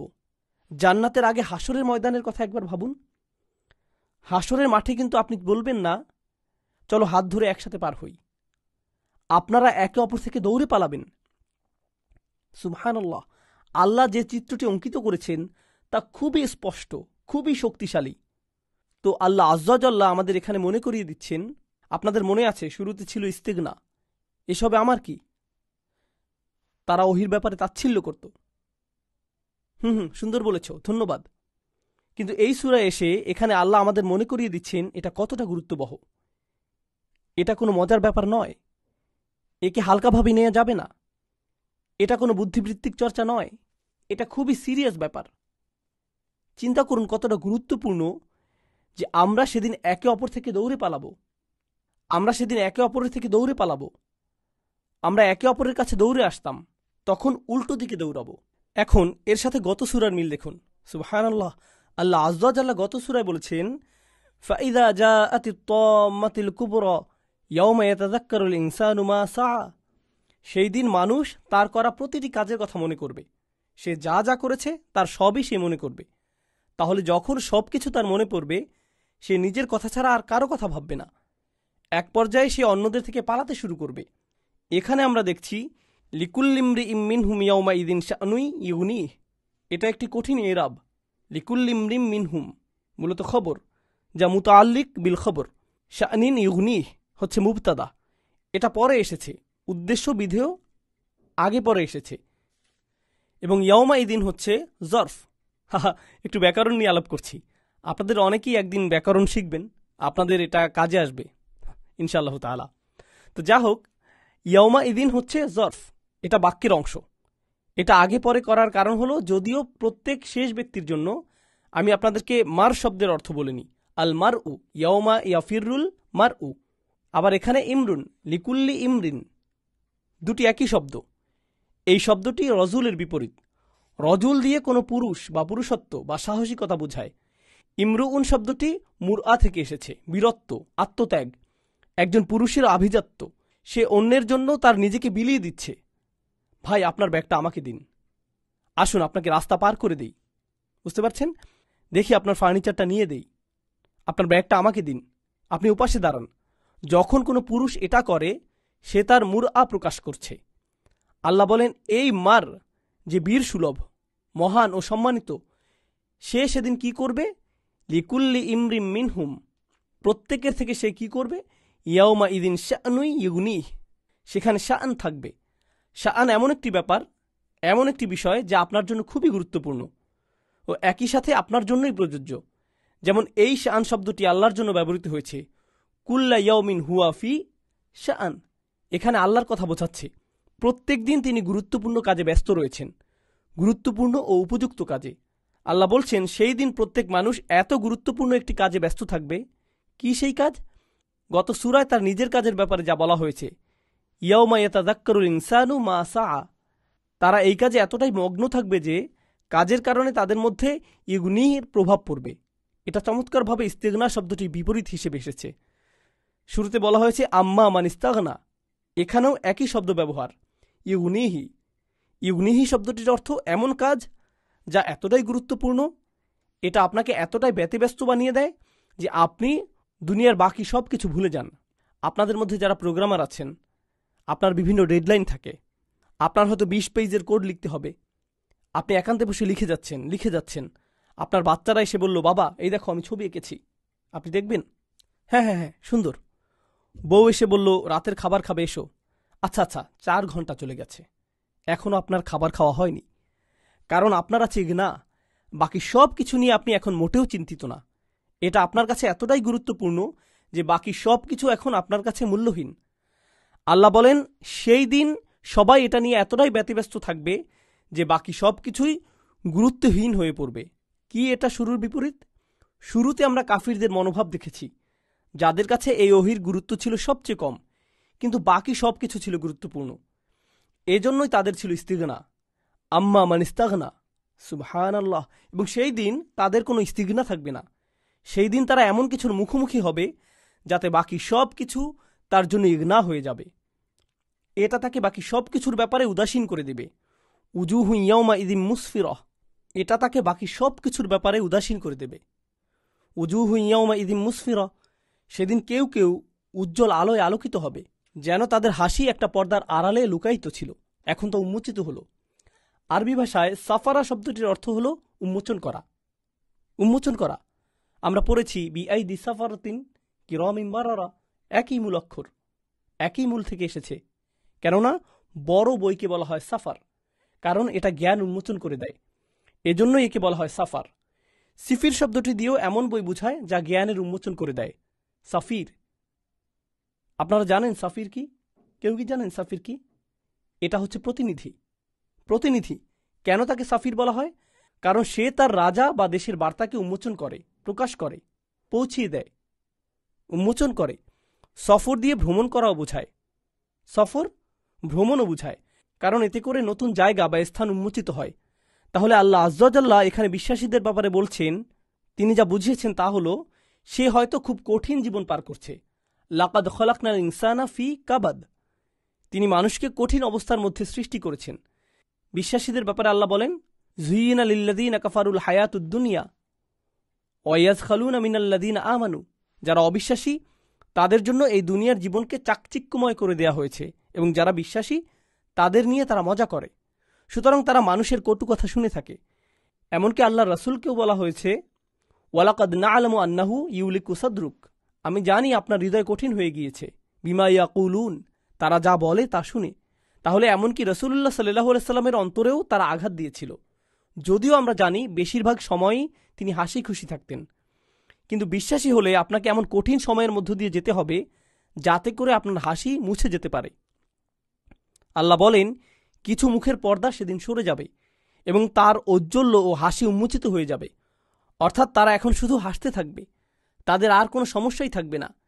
উজুহু ইয়াউমা ইদিম মুসফিরা, আল্লাহুম্মা জাআলনা মিনহুম, আল্লাহ আমাদেরকে তাদের অন্তর্ভুক্ত করে দিন। দাহিকাতুম, সাধারণ আলো নয়, দাহিকা মানে হাসা, অত্যাধিক হাসা। আরবিতে হাসা মানে তাবাসসামা, তাবাসসামা মানে হলো হাসা।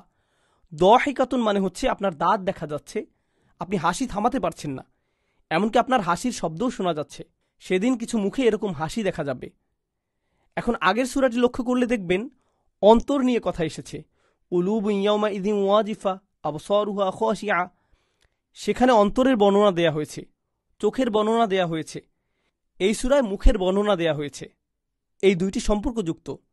তার ভেতরে কি হচ্ছে আর তার বাইরের বাহ্যিকভাবে কি হচ্ছে, একটির সাথে অপরটি সম্পর্কযুক্ত। সুবহানাল্লাহ।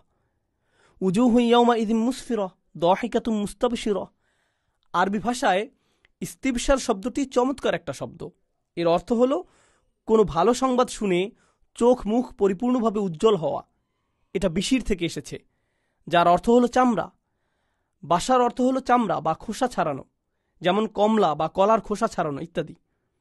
ইস্তিবশার হলো আপনি এতটাই খুশি যে এই আনন্দ আপনার মধ্যেই ছিল এবং আপনি এই সংবাদের অপেক্ষায় ছিলেন। সংবাদ পেয়ে আপনার দুঃখের পর্দা সরে গিয়েছে এবং আনন্দ উন্মোচিত হলো। এটাই হলো ইস্তিবশার। তাহলে প্রথমত উন্মোচিত হলো, এরপর মুস্তাবশিরা দিয়ে বোঝাচ্ছে আনন্দ বের হয়ে আসলো। দাহিকাতুম মুস্তাবশিরা ওয়া উজুহু ইয়াউমাইযিন আলাইহা গবারা। সেদিন এমন কিছু মুখ দেখা যাবে, তাদের মুখে গবারা থাকবে। আরবি ভাষায় গবারা অর্থ হলো এমন ময়লা যা বাতাসে ভেসে কিছুর উপর পড়ে শক্ত হয়ে যায়, একে ধোয়াও কঠিন হয়ে যায়। তো এখানে গাবারা দিয়ে বলা হচ্ছে ময়লার স্তূপ কারো মুখের উপর পড়ে তার মুখ ময়লা হয়ে পড়েছে, বুঝছেন, এবং তাকে দেখে ময়লা ও কুশ্রী লাগছে। বুঝতে পারছেন? তো সেদিন কিছু মুখ দেখে এমন লাগবে, এটা কেবল সত্যিকার ময়লা নয়, এটা এমন যেন তার দুঃখ আর হতাশার কারণে তার মুখে সত্যিকারের ময়লা না থাকার পরেও তার দুঃখ আর হতাশায় তাকে দেখে মনে হচ্ছে তার মুখে ময়লা লেগে আছে।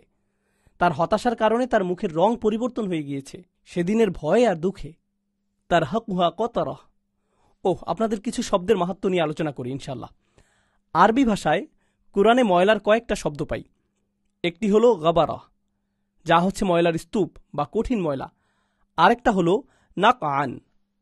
নাকআন ফাআসারনা বিহি নাকআন, এটা এসেছে সূরা আদিয়াতে। এটা এমন ধুলোর ঝড় যেখানে ঘোড়াগুলো ছুটে গেলে তারা তাদের পেছনে যে ধুলা ফেলে যায় তাকে বোঝানো হচ্ছে, একে বলে নাকআন। এরপর হাবাআন। হাবাআন শব্দটি দিয়ে এমন ক্ষুদ্র ময়লাকে বোঝায় যা আপনি হয়তো খালি চোখে দেখতেও পাবেন না।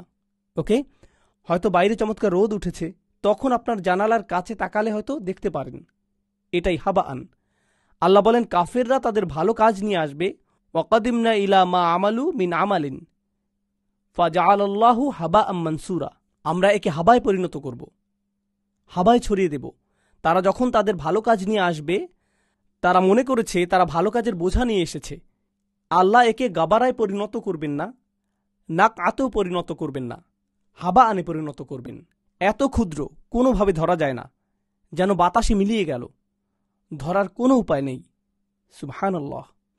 এরপর সূরার শেষে তিনি বলছেন তারহাকুহা কতরাহ। আরবি ভাষায় রহাক শব্দটির অর্থ হল কোনো কিছুর উপর জোর করে চেপে বসা, একে বলা হয় রাহাক। তাহলে আল্লাহ বলছেন কতারা, এই কতারা তাদের মুখের উপর চেপে বসবে, এটা মুখের উপর চলে আসবে। তাহলে এই কতারা কি? কতারা হচ্ছে সেই ধোঁয়া যা কোনো কাঠ পোড়ালে বের হয়। এটা দিয়ে এমন ধোঁয়া বোঝায় যখন আপনি কোনো কিছু রান্না করেন বা কিছু বারবিকিউ করেন, এমন কালো ধোঁয়া যা আগুন থেকে বের হয়। বুঝতে পারছেন? মজার ব্যাপার হচ্ছে আরবরা দুষ্টামি করে বলতো, তারা কৃপণ লোকদেরকে বলতো কতির। কাতিল নয়, কতির শব্দের শেষে র আছে। কেন তারা তাদেরকে কতির বলতো? কারণ যদি সে কখনো তার বাড়িতে দাওয়াত দিত, আপনি তার বাসায় খাবারের পোড়া গন্ধ পাবেন বা ধোঁয়া দেখতে পাবেন, কিন্তু ওই দেখা পর্যন্তই শেষ। আপনি আর কিছু দেখবেন না। সে আপনাকে একটু পানি দেবে, এটুকুই। অন্তত আপনি ধোঁয়া তো দেখতে পারলেন, তাই তাকে কতির বলা হতো। ওকে, তো তার হাকুহা কতারা, এই কালো ধোঁয়া তাকে গ্রাস করে নেবে এবং সে এখান থেকে বের হতে পারবে না। তার উপর জোর করে এটা গ্রাস করবে। তাহলে প্রথমে ময়লা, এরপর এই ময়লার স্তূপের উপর কালো ধোঁয়া। সুবহানাল্লাহ। তার হাকুহা কতারা উলাইকা হুমুল কাফারাতুল ফাজারা। এরাই হলো তারা যারা এই দুনিয়ার সবচেয়ে বড় অস্বীকারী। উলাইকা, তাহলে কারা এই জঘন্যতম অস্বীকারী? সূরার শুরুতে ফিরে যাই। আম্মা মান ইস্তাগনা, যে মনে করে তার কিছুর প্রয়োজন নেই। ফা আম্মা মান তাগা ওয়া আসারাল হায়াতাদ দুনিয়া, গত সূরায় বলা হচ্ছে এরাই হলো সবচেয়ে জঘন্যতম অস্বীকারী। এই সূরাটি শেষ হচ্ছে এটা যেখান থেকে শুরু হয়েছিল। তাহলে উলাইকা হুমুল কাফারা, এরাই হলো জঘন্যতম অস্বীকারী। আল ফাজারা, আল ফাজারা মানে হলো যে আল্লাহকে অস্বীকার করে সবচেয়ে জঘন্যভাবে। ফুজুর শব্দের অর্থ হলো খুলে দেয়া। ফজরকে ফজর বলা হয় কারণ এটা অন্ধকারকে খুলে দেয়। এটা ছিঁড়ে ফেলে। তাহলে ফাজার তারা কেবলমাত্র পাপই করে না, তারা খোলাখুলিভাবে পাপ করে এবং বাজেভাবে করে। এমন না যে তারা 99% লাইন ক্রস করে, 1% বা অল্প কিছু। তারা পুরোপুরিভাবে গর্ব অহংকারের সাথে মানুষকে দেখায়, দেখো আমরা আল্লাহর অবাধ্য হচ্ছি, দেখো আমরা আল্লাহর অবাধ্য হচ্ছি, এতে আমরা কতই না খুশি। এটাই আল ফাজারা। ইনশাআল্লাহ তাআলা আমরা সূরার শেষে এসে পড়েছি, তবে আমরা আমাদের ঐতিহ্য ধরে রাখব। আরেকটি বিষয় আছে, কিভাবে এই সূরার শুরুর সাথে শেষের মিল করা হয়েছে।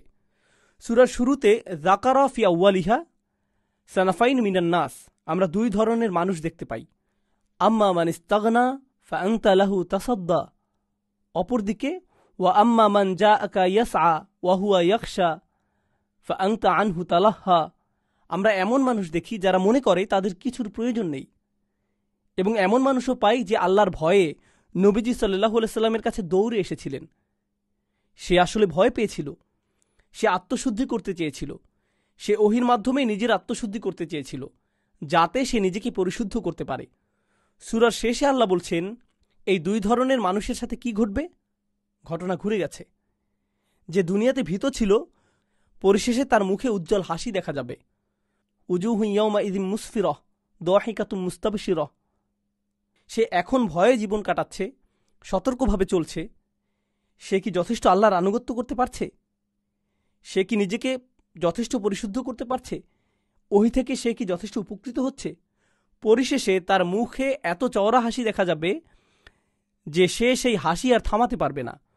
দাহিকাতুম মুস্তাবশিরাহ, যখন সে তার আমলনামা দেখতে পাবে। আর যার মুখে এমন বড় হাসি দেখা যাচ্ছে এবং কোনো কিছুই সে সিরিয়াসলি নিচ্ছে না, ওই যে আদ-দুনিয়া সিজনুল মুমিনিন ও জান্নাতুল লিল কাফির, বিশ্বাসীদের জন্য দুনিয়া হলো কারাগার আর কাফিরের জন্য জান্নাত। যে ইতিমধ্যেই এখানে তার জান্নাত পেয়ে গিয়েছে, তার মুখটা সেদিন কেমন দেখাবে? ওয়া উজুহু ইয়াওমা ইযিন আলাইহা গবারাহ তারহাকুহা কতরাহ উলাইকা হুমুল কাফারাতুল ফাজারা। সুবহানাল্লাহ। এরা কিভাবে ইসলামের বার্তাকে ও নবীজি সাল্লাল্লাহু আলাইহি সাল্লামের কাজকে অবজ্ঞা ও তাচ্ছিল্য করেছে, আর পরিশেষে কিভাবে আল্লাহ তাদের মুখকে অপমানিত করবেন। পরিশেষে আরেকটা বিষয় বলি, আরবি ভাষায় মুখের অপমানকে সবচেয়ে বড় অপমান হিসেবে ধরা হয়।